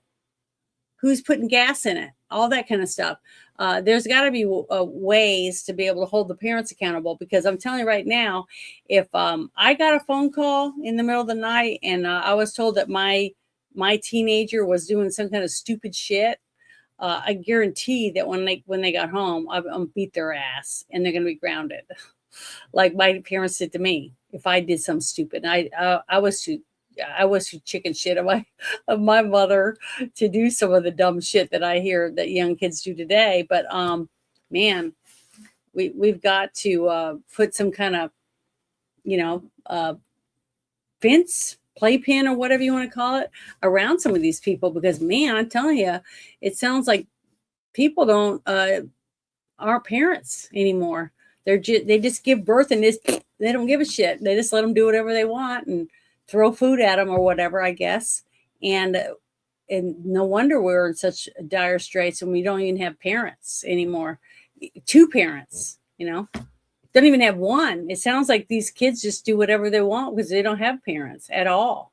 And it's pathetic. It was really sad when I first started listening to her. I was like, yeah. But as she went more and more in depth about the way that these people can get away with this shit and how she can't do anything because there's no law for it, I was just shocked. And we're wondering why it's taking so long to clean up so many areas in so many states, because it's gotten so corrupt all the way down to the parents. Now, the parents think, well, it's not my problem. Yeah, I gave birth to it, but I don't care.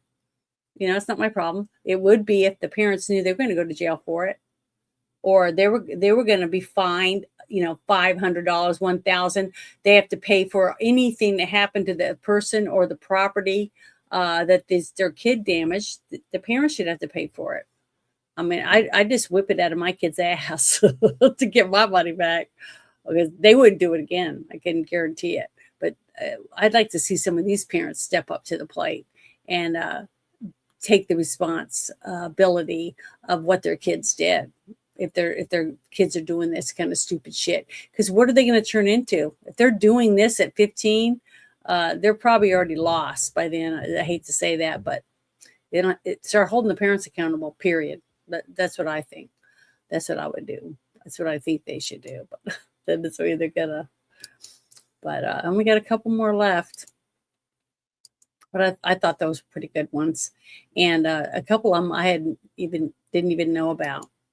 So I don't know if that one is. Let me see. Oh, this one's a pretty good one too, and I've seen this guy before on a few things, but what he's talking about is very interesting, because a lot of us have been talking about being overrun with bots. Because I remember when Bruce and I first started doing our movie review, that every single time we start, within 5 minutes, our chat was just filled with all these real colorful, pretty bots, is what he called them, sex bots or whatever.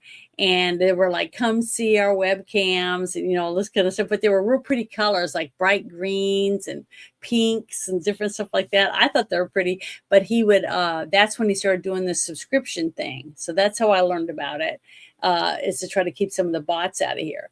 But this guy is going to talk about it, and it's very, very interesting. So I'm going to push play so you guys can hear it. Here we go. Other mission that has emerged from this that I did not see coming. And maybe we want to segue into what happened the evening of May 4th at 8:30, because I have 12 million plus followers on various social media platforms. I got a call from one of our IT guys, and he said, there's something wrong here. There's a massive influx in DMs going on two specific platforms, X, formerly Twitter, and Instagram. Not a small increase, tens of thousands of percent increase. I said, well, is it a mistake? Is there a technical glitch on these platforms? He said, unlikely. They're two different complete platforms. So he had a first look and he said, wow, there's a lot of similar IP addresses here. And so we did an initial scan, and we realized, wait a second, there was bots operating here. There are nefarious accounts out of the country dumping stuff that's completely false about Utah. So we didn't wait. The next morning we hired and started working with a very advanced data science team. And what we learned was, to me, shocking, just stunning. I couldn't believe it. I mean, I still can't, because I'm getting the data by the 4-hour cycle now. The content itself was coming from two batches, like the actual pixels, the images were from the Party for Socialism and Liberation and the People's Dispatch. I'd never heard of them before. You do a search on them, you'll find them under investigation by multiple branches of Congress. Most of the within the IP addresses in Utah were coming from two IP addresses, Alliance for a Better Utah and one called Elevate. So we found out that Alliance for a Better Utah was actually a tax filer. And we went to the IRS Form 990s, which are public. And we started to drill down into what the filings were. And lo and behold, multiple filings through multiple entities all over the world, all going back to something called Arabella. Neville Singham under investigation, multiple branches of the government, shares offices with the CPP. So then I said, I want more. Can you tell me the exact amounts? And we got those the next day. We're talking about millions, hundreds of millions of dollars here. It's not just Utah. These guys are doing campaigns everywhere there's a proposed increase in power and or a data center. More digging, more. Salt Lake Party for Socialism and Liberation, Salt Lake Democratic Socialists of America. Then this one today, the Cuban Institute for Friendship with the People. What the hell are they doing marching around Box Elder County? I mean, what is this? And so I called my contacts at the White House. I raised the flag and I said, what the hell is going on here? They put me in touch with various law enforcement agents. We had a meeting last week with my entire data set team and multiple law enforcement agencies. And we started sharing data. I gave them 90 pages of IP addresses, all over the place, all around the world, hitting these locations. You see where I'm going with this? I'm not okay with this. And I found it in Alberta, Canada, too. So it's there's a war going on, I guess a PR war or whatever you want to call it. I mean, is what you're suggesting that these entities are sort of taking funds from the Chinese Communist Party and using those funds to sort of run a digital sort of blackmail campaign against your projects? I'm not suggesting it. It's an irrefutable fact. This is IRS 990 filings with the exact dollars and dates from exactly where it came from. No, I'm not infuting. I'm saying that is exactly what's happening.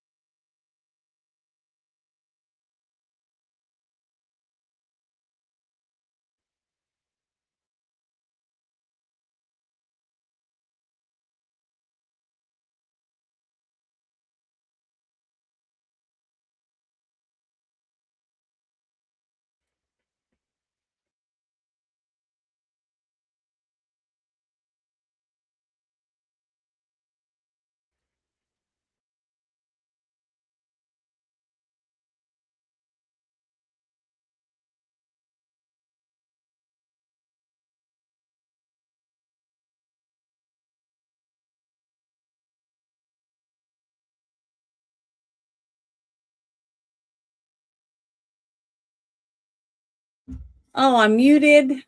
Damn it. Can't believe it. Am I still That's muted? weird. I thought it was on my side. No. I couldn't must have fix my bumped audio. it with my hand. I must have bumped Oh it with my my, God.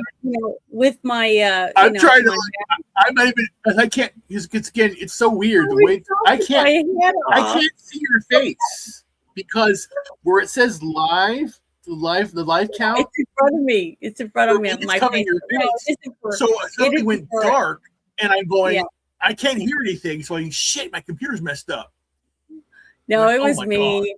I hit it with Oh, my no. mouse and accidentally muted Oh, myself. So Here I was. I was busy. What did I do? Oh, well, thank you so much because I'm such an idiot. There should be a light that comes on or something, that says, "Hey, you're muted," or a little thing comes up and says, "You're muted. You're not. Nobody can hear you," or something. But oh well. But the thing is, I thought it was my fault. No, you're fine. It was me. That's twice. I kicked myself out and then I muted myself twice. Well, it's his tonight. show. The thing is that yeah, it's a shit show and it's always a shit show. That's why there's a perfect name for it. But yeah, I really think that all this stuff is interconnected and way high up, and not just in our country but in others, and how they're all like work together to launder all this money, billions of dollars with B's, right? From our country to their country to that country to this one, whatever.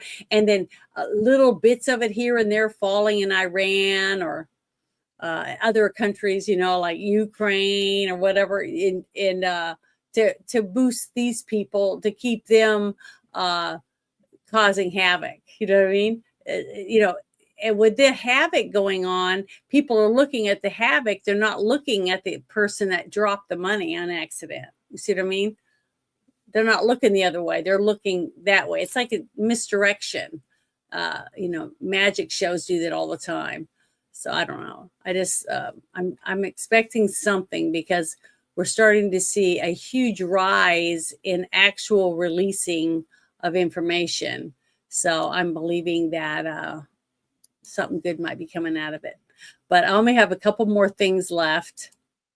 But I think they're good. I think they're ones that we need to see. I'm going to play this Ethan one first because this is to do with Florida. And it's really, really good. I want to share it because I think he's done a great job for Florida. I really do. And I think he's been a good governor. And I've got, quite a few friends and relatives that live in Florida in different places. And they love their governor. They think that he really is a person that loves the state and is trying to do the best for their state. So that's one reason why they send me lots of it, because they want to show me that, look, see, he's doing this, he's doing that. Because, I went, I kind of bashed him a lot at the beginning when he put his hat in the ring and stuff. So, and I'm starting to, maybe I can forgive him for that because he's still doing a damn good job for his state. And that's what he was hired to do. as governor. So I'm going to play this for you because I think it's very interesting. Here we go. With all due respect, this is the United States of America. There are so many Where are you from? I'm WSBA Channel 7. My Okay. name is Vanessa McGee. Great, thanks. United States of America. So many people are being robbed. There's due process. This is wonderful, this dog and pony show, but there's American citizens who are being deported. They show their birth certificates, they show their passports, they show their IDs, and a lot of the work being done is a little sloppy. Well, first of all, I'll let ICE handle that accusation that you're making that they're deporting American citizens who are showing birth certificates and all that.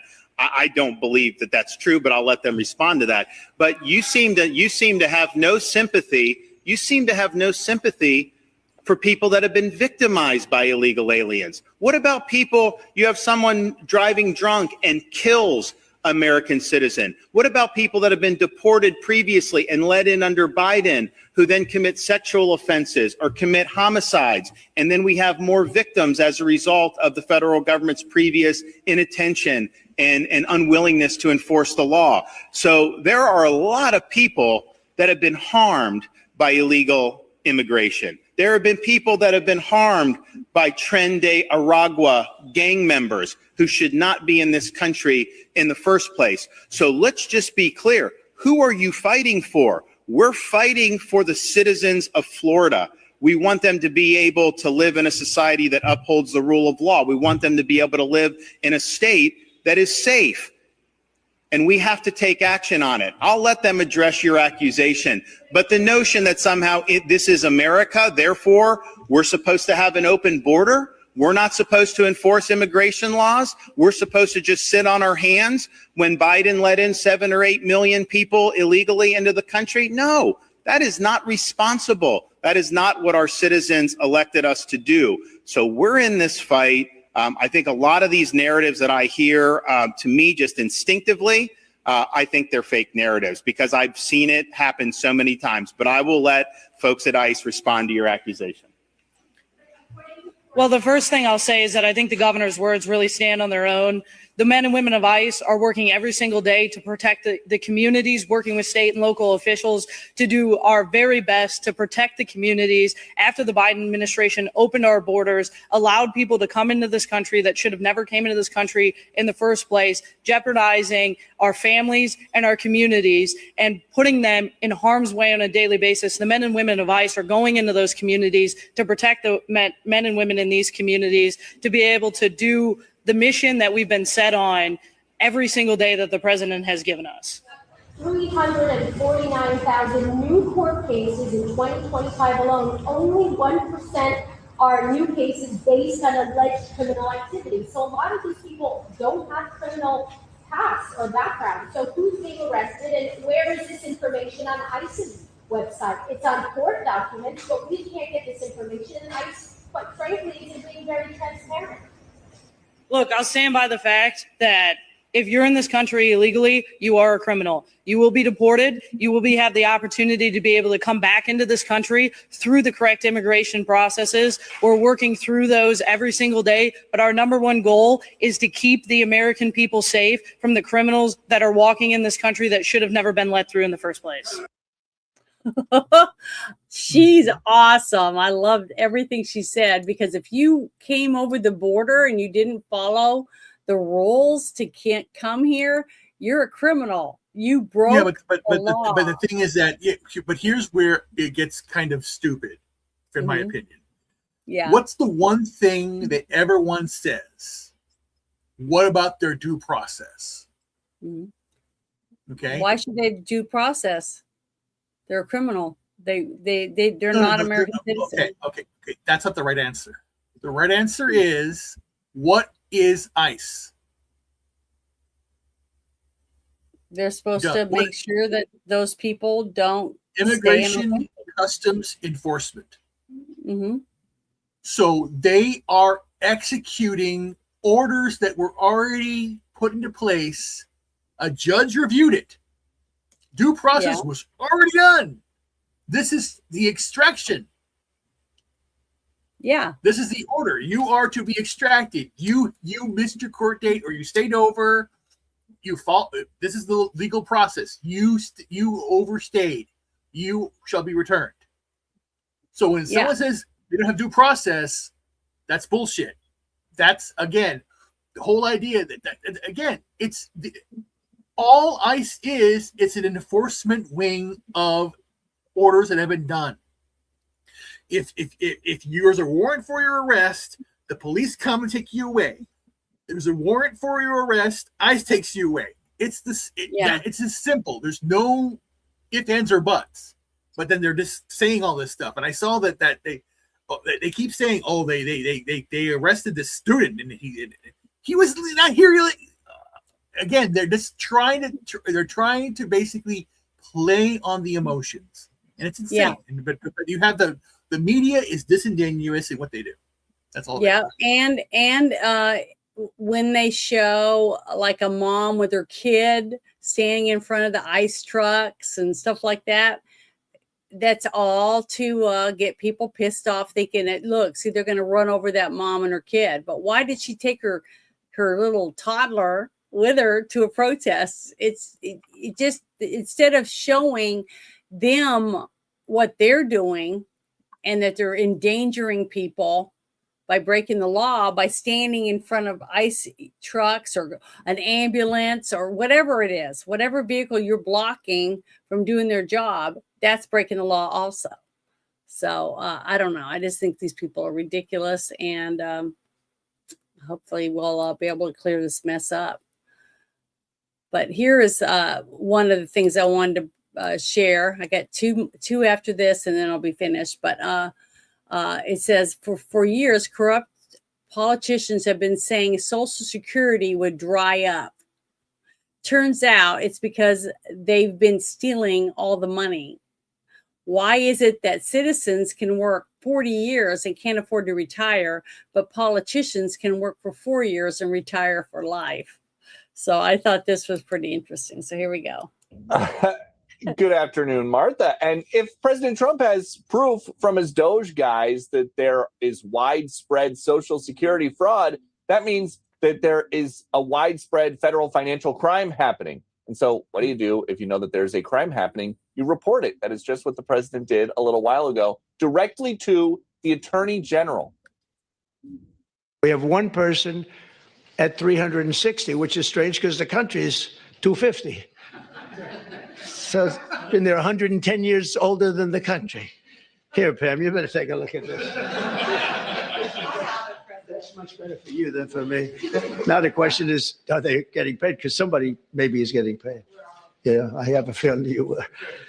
I said, what a convenient thing. This is so nice. For his part, Elon Musk is literally laughing off complaints from liberals that he's got bad intentions with data at the Treasury and Social Security departments. I mean, listen, like if I steal some Social Security, I can finally buy nice things. I just think it's full of funny, the whole thing about, just teasing about it. But the thing is, it's common sense. If somebody's cashing checks from somebody that's supposedly 300 years old, they're a criminal, period. There's no other explanation.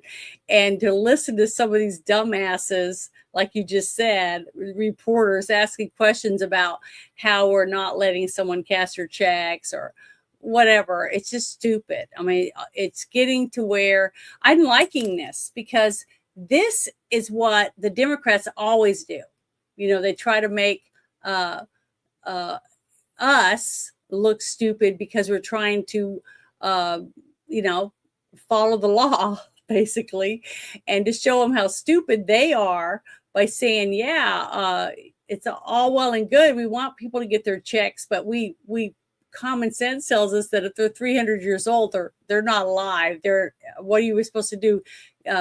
Send checks to mummies or that kind of shit. So I just thought they were funny, and it's good to see that they're fighting back by using, truth, but in a comedic way. I just like that. So you wanted to say something? No. I'm writing. Sorry. Okay. Well, I got a couple more things and then I'll be done. But I just thought that was just, to me, it was really, really funny. But here is one that I think is really good. It's another one of the updates. Like I did earlier, a Canadian man has been sentenced to 33 years in federal prison for targeting over 100 children across the U.S. in one of the FBI's Houston's largest sextortion cases. For years, Ramanan Pathanaman, I can't even pronounce his name properly, 40, used multiple social media accounts to contact at least 145 girls and boys, demanding them to engage in sexually explicit conduct. If they declined, he threatened to send compromising images to their children's friends or family. This was a years-long investigation by FBI Houston Child Exploitation and Human Trafficking Task Force. But this is what their job is. This is what they're supposed to be doing. And I think it's great to post it and share it with people, because you know, it's sad this person was allowed to do this to 145 kids before they were arrested. But now he's in jail for 33 years in a federal prison. So hopefully the kids will be safe for a little while, at least from him. But it's sad that we even have to have cops to do this kind of job. It's sad that we have people online preying on your children, you know, our children, all of our children, and other people, not just kids. But it's sickening that we have people that will do this kind of stuff. As I watched a show about, I think it was Nancy Grace, and she had a young man, I think he was like 12 or 13 years old, and he was on Snapchat, and he thought he was talking to a girl his age. And I guess they were pretty convincing, and they'd sent pictures or whatever. And so he sent some pictures, you know, suggestive pictures of himself to this person. Well, then this person turned around and told him that I'm going to share these pictures with, you know, all your friends in your school, whatever else, unless you pay me with PayPal this much money every week. And he was like, I'm a kid, you know, this is paid for by my parents. I don't have a job. I don't have money. And he ended up killing himself in his front yard because he was so embarrassed about what happened to him. And the parents had to go to court to fight Snapchat to give them the information so they could prosecute this person. Pretty sad, isn't it? Mm-hmm. That this kind of shit happens in our country, in America. But the thing is, that's why this stuff is important. And it's important as parents to know what your kids are doing on their phones. Don't give anyone that can't afford to buy this phone themselves, okay, and they live in your house, don't give them a phone unless you have the password. Know everything that's on that phone. What have they downloaded on? Who are they talking to? All that stuff. I think it's important, and be able to take their phone at any time and look and see who they're talking to, because it doesn't take very long for them to get a hold of you, and then them send pictures. But you should have a good relationship with your kids about sick people that are on here pretending to be a kid to get information from you. And if they click on links and stuff, your whole everything on there, it can be compromised and taken from you. You know, your account numbers, your social security numbers, your driver's license information, everything, anything that's on that phone is can be taken. So you should have that type of control over your kids' phones. If you're paying the bill, I mean, shit, it's what $900, something like that. Some of these phones, I think that you have the right to know what's on it if you're the one paying the bill. That's all I wanted to add. And I got one more that I want to bring up really quick. Just hold on. Let me close that out. And I thought it was pretty interesting. But it's the oversight chair on fraud, you know, for the crackdown. And I want to share this one real quick. This is the last one I had. Hopefully I don't kick myself out. Oh, I'm so sorry. But can you see it? Okay. It says House Oversight Chair James Comer. It says that Somali Rep Ian Omar was caught red-handed trying to sneak in a budget earmark for a business that ended up being fraudulent. So I'm not going to read it out because he's going to talk about it in here. I just wanted to kind of give you an idea what this is going to be about. But this is pretty funny, the whole way it's done. You have not investigated anything. Here's her. Watch. House Republicans looking into the net worth of you and your husband. Are you cooperating with that investigation and providing the documents? Looking into anything. They're just saying those things to get interviews with you guys. There's nothing really happening. They're saying it's a red flag. Investigated anything. He hasn't done anything. He hasn't referred me to anybody. He's just saying that so he can get TV interviews because you guys will only talk to them if they say something about me. Says you haven't investigated anything, Chairman. It's basically all for attention. Yeah, she's delusional and she knows better.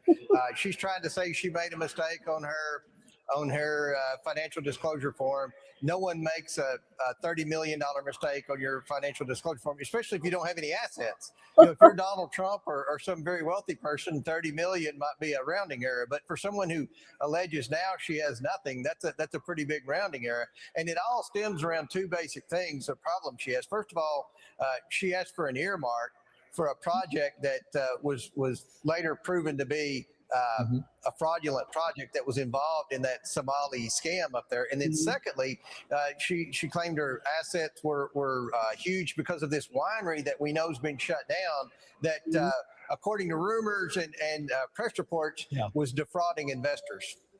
Yeah, Congressman, thank you for your time. We appreciate it. We'll continue looking into this as you will. I just thought that was hilarious because even when they're confronted with stuff right in front of them, they're still going to lie. So, and when she goes to court, she's going to say, I paid the fifth. I mean, more than likely, that's what she's going to do. Because nobody wants to admit any of it, even though they're caught red-handed with the hands in the cookie jar and the crumbs all over their face in their lap. So it's pretty pathetic. But since that was the last thing I had before we close, is there anything you would like to tell everyone that you're got going on?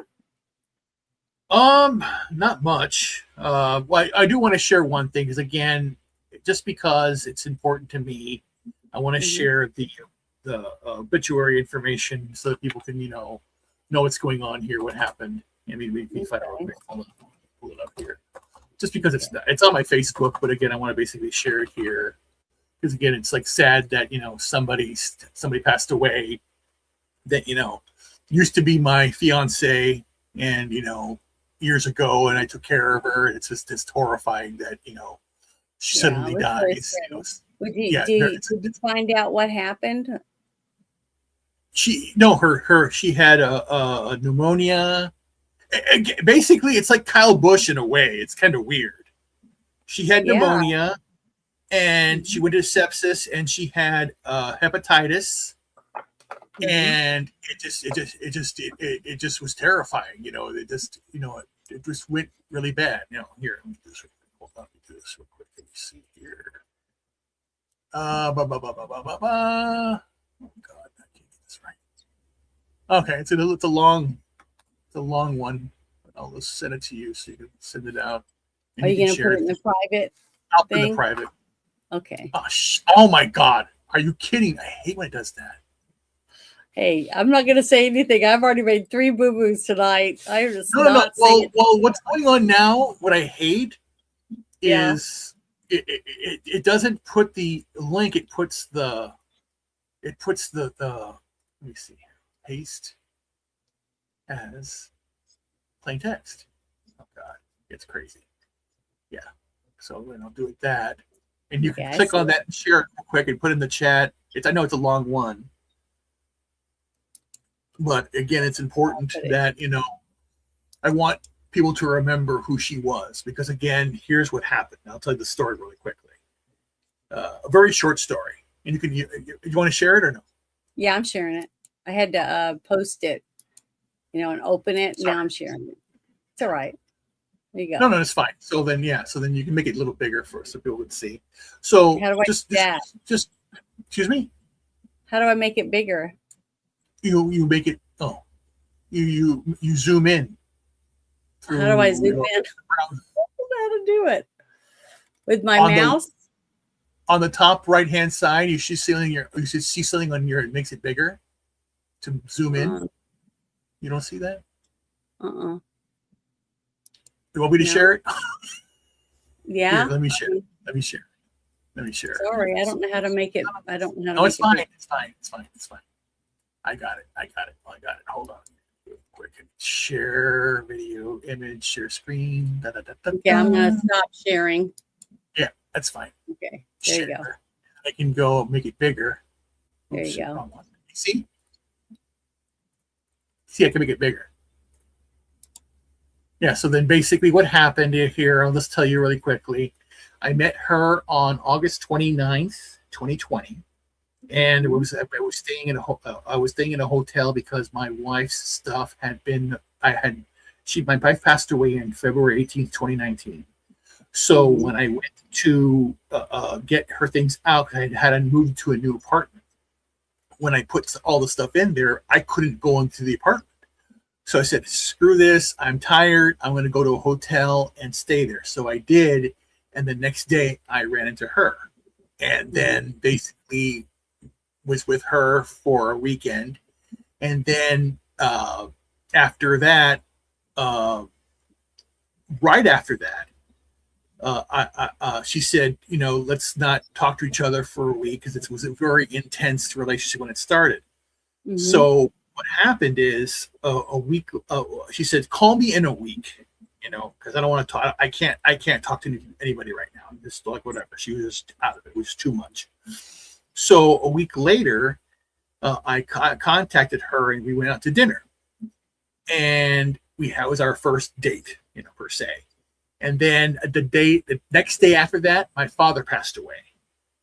So I had to go to Texas and everything like that. And it was just crazy. So I went back with her. And the cutest story was she told me after the fact, because the dinner was over already, because it was a dinner and then a funeral. She told me the following. And again, look at her. She at the time she was 30, 37 or whatever, very young girl, and very pretty. And she said the following to me. She basically said to me, I was very nervous going on a date because she hadn't dated because she was married and she hadn't, and now she's single. So she hadn't been on a date. And I was the first man that she went out with. Mm-hmm. And what she said to me, which was very sweet, very cute, was she wanted to get dressed up really nice for me. So she did. And she dressed up and everything like that. And there was one problem. That one problem was she couldn't find her shoes. So all she had was tennis shoes. And she was self-conscious that when I saw her, I would notice the shoes and it would be a very disaster. But she said the following to me. But the moment that you saw me and I saw you, I looked into your eyes and it didn't matter what I was wearing because you were looking at my eyes and you were smiling at my face. I didn't look at her body. I looked at her to her eyes. Mm-hmm. So that was an important thing. So then basically the best analogy there, if it's a cute thing, it's like a little girl who dressed up but has dirty shoes, but the little boy didn't care because he was looking at the beautiful girl. Mm-hmm. And back on March of this past year, she was sexually assaulted and at gunpoint and robbed, and she came to stay with me. I've been taking care of her, and she had night terrors and all that stuff. But and it's a really hard life. And she basically got, sick, went to the hospital, and again, it's the same thing. It was hepatitis, and it's septic. And she went in on May 5th and passed away the morning of May 8th. It was just suddenly, just like Kyle Busch. Yep. And she was only 43. So there's going to be a celebration of life I'll turn it off now. There's going to be a celebration of life for her, going to be on July 25th. I'm going to go there, and I've already given everything away to her family. I'm going to donate all her clothes to a women's shelter. I still have her phone because her phone got cut off, so I was taking care of the phone so she could still communicate with her kids and all that stuff. So I did my duty, and that's the one thing that you were a good friend. You were a good friend. That's the one thing that people tend to forget. When you have people out there saying, you know what, we can't send these people back. We can't do these things. It's we. What are you doing? And they show you where they have, you were supporting ICE or not against ICE, and you want here you have to take these people in. No, I can't do it. You see it that they don't want to do it. So they're all talk, no action. And here's the thing. I can't find work. I'm on disability. I can't walk. Yet she calls and says, help me. And I said, come on home. I will take care of you. Because that is the right thing to do when you are presented with something. You have to do the right thing. Mm-hmm. Yeah. And the thing is that, and again, it's biblical when you think about it. When you're on the road and you see somebody down, broken down, what do? You stop and pull over and help them. Yeah, you do. You should. And I've always done that where if somebody has a flat tire, I stop if I can. I've done it before. I hear a girl screaming, I intervene. Mm-hmm. Have to. Again, it's not about the consequence. It could be a scam. It could be this, could be that. No, you have to do the right thing. Each soul is precious. Each soul is unique. And people are not seeing that. They see only what they want to see. They only want to do what they want to do. And I did what I can. And now it's like my task is done and I'm moving on. But I want her to be remembered, not for her life, the tragic portion, but of the good portion of the things that she did. She was very intelligent. She graduated double major biology and psychology from Loyola. Mm-hmm. She was very pretty, and then she had stalkers, people going after her, and then they were still doing that. And she's had a rough life. But the point is, you do what's right for somebody when you have that task, and that's what you have to do. So I want her to be remembered as somebody who I cared about, someone that I loved, and someone that you do right by. That's the most important thing. Well, you did. So you did what you thought you had to. Yeah, and then I'm at peace now because what happened is I since I have her phone, I'm basically slowly cutting everything off. I was waiting for her. I needed the obituary so I could tell Facebook to shut her account down, to memorialize it. Mm-hmm. And I've done that 3 times now. I memorialized my mother's first in 2012, and I memorialized my wife 2019. Now I memorialize Danelle's in 2026. So I have been the contact for 3 women, and that's what you do. You have to do that. That's the thing I am. Women should be cared for. They're precious, and they're the commodity, the commodity of life. Women are. And again, the way I describe it is, women's. It's the opposite. A woman's energy is large, it's huge, like gigantic, and a man's energy is tiny and small, compact. And it's the reverse, that a man is big and strong and a woman is delicate. That's the duality. But what's also important is that's why when a man can encompass the woman, you have the woman's energy, it's all over the place, and you have the man's energy, it's concentrated, but the man expands and engulfs the woman, and then they become one in balance. That's where the balance comes from. And that the thing is, biologically, that's how it works. Psychologically, that's how it works. Mathematically, that's how it works. Everything should be in balance, and the world is out of balance right now. We have to make the balance again. So that's what we're doing. Yep. One day at a time, too. Yep. But that's basically it. To say about that. Well, I just want to tell everybody tomorrow I'll be playing D&D Pathfinder all day, starting around 12:30, and then Sunday we are going to review the last Dirty Harry movie. I can't remember the name of it. I'm terrible with names, but that's what we'll be doing on Sunday. So if you want to come and check us out, just make sure you turn on the notification thing for my channel, and you can come and say hi if you want. But that's all I got planned. But thank you, everybody who hung out with us for a couple hours, 3 hours. I told you I had a lot of stuff on my thing I had to start.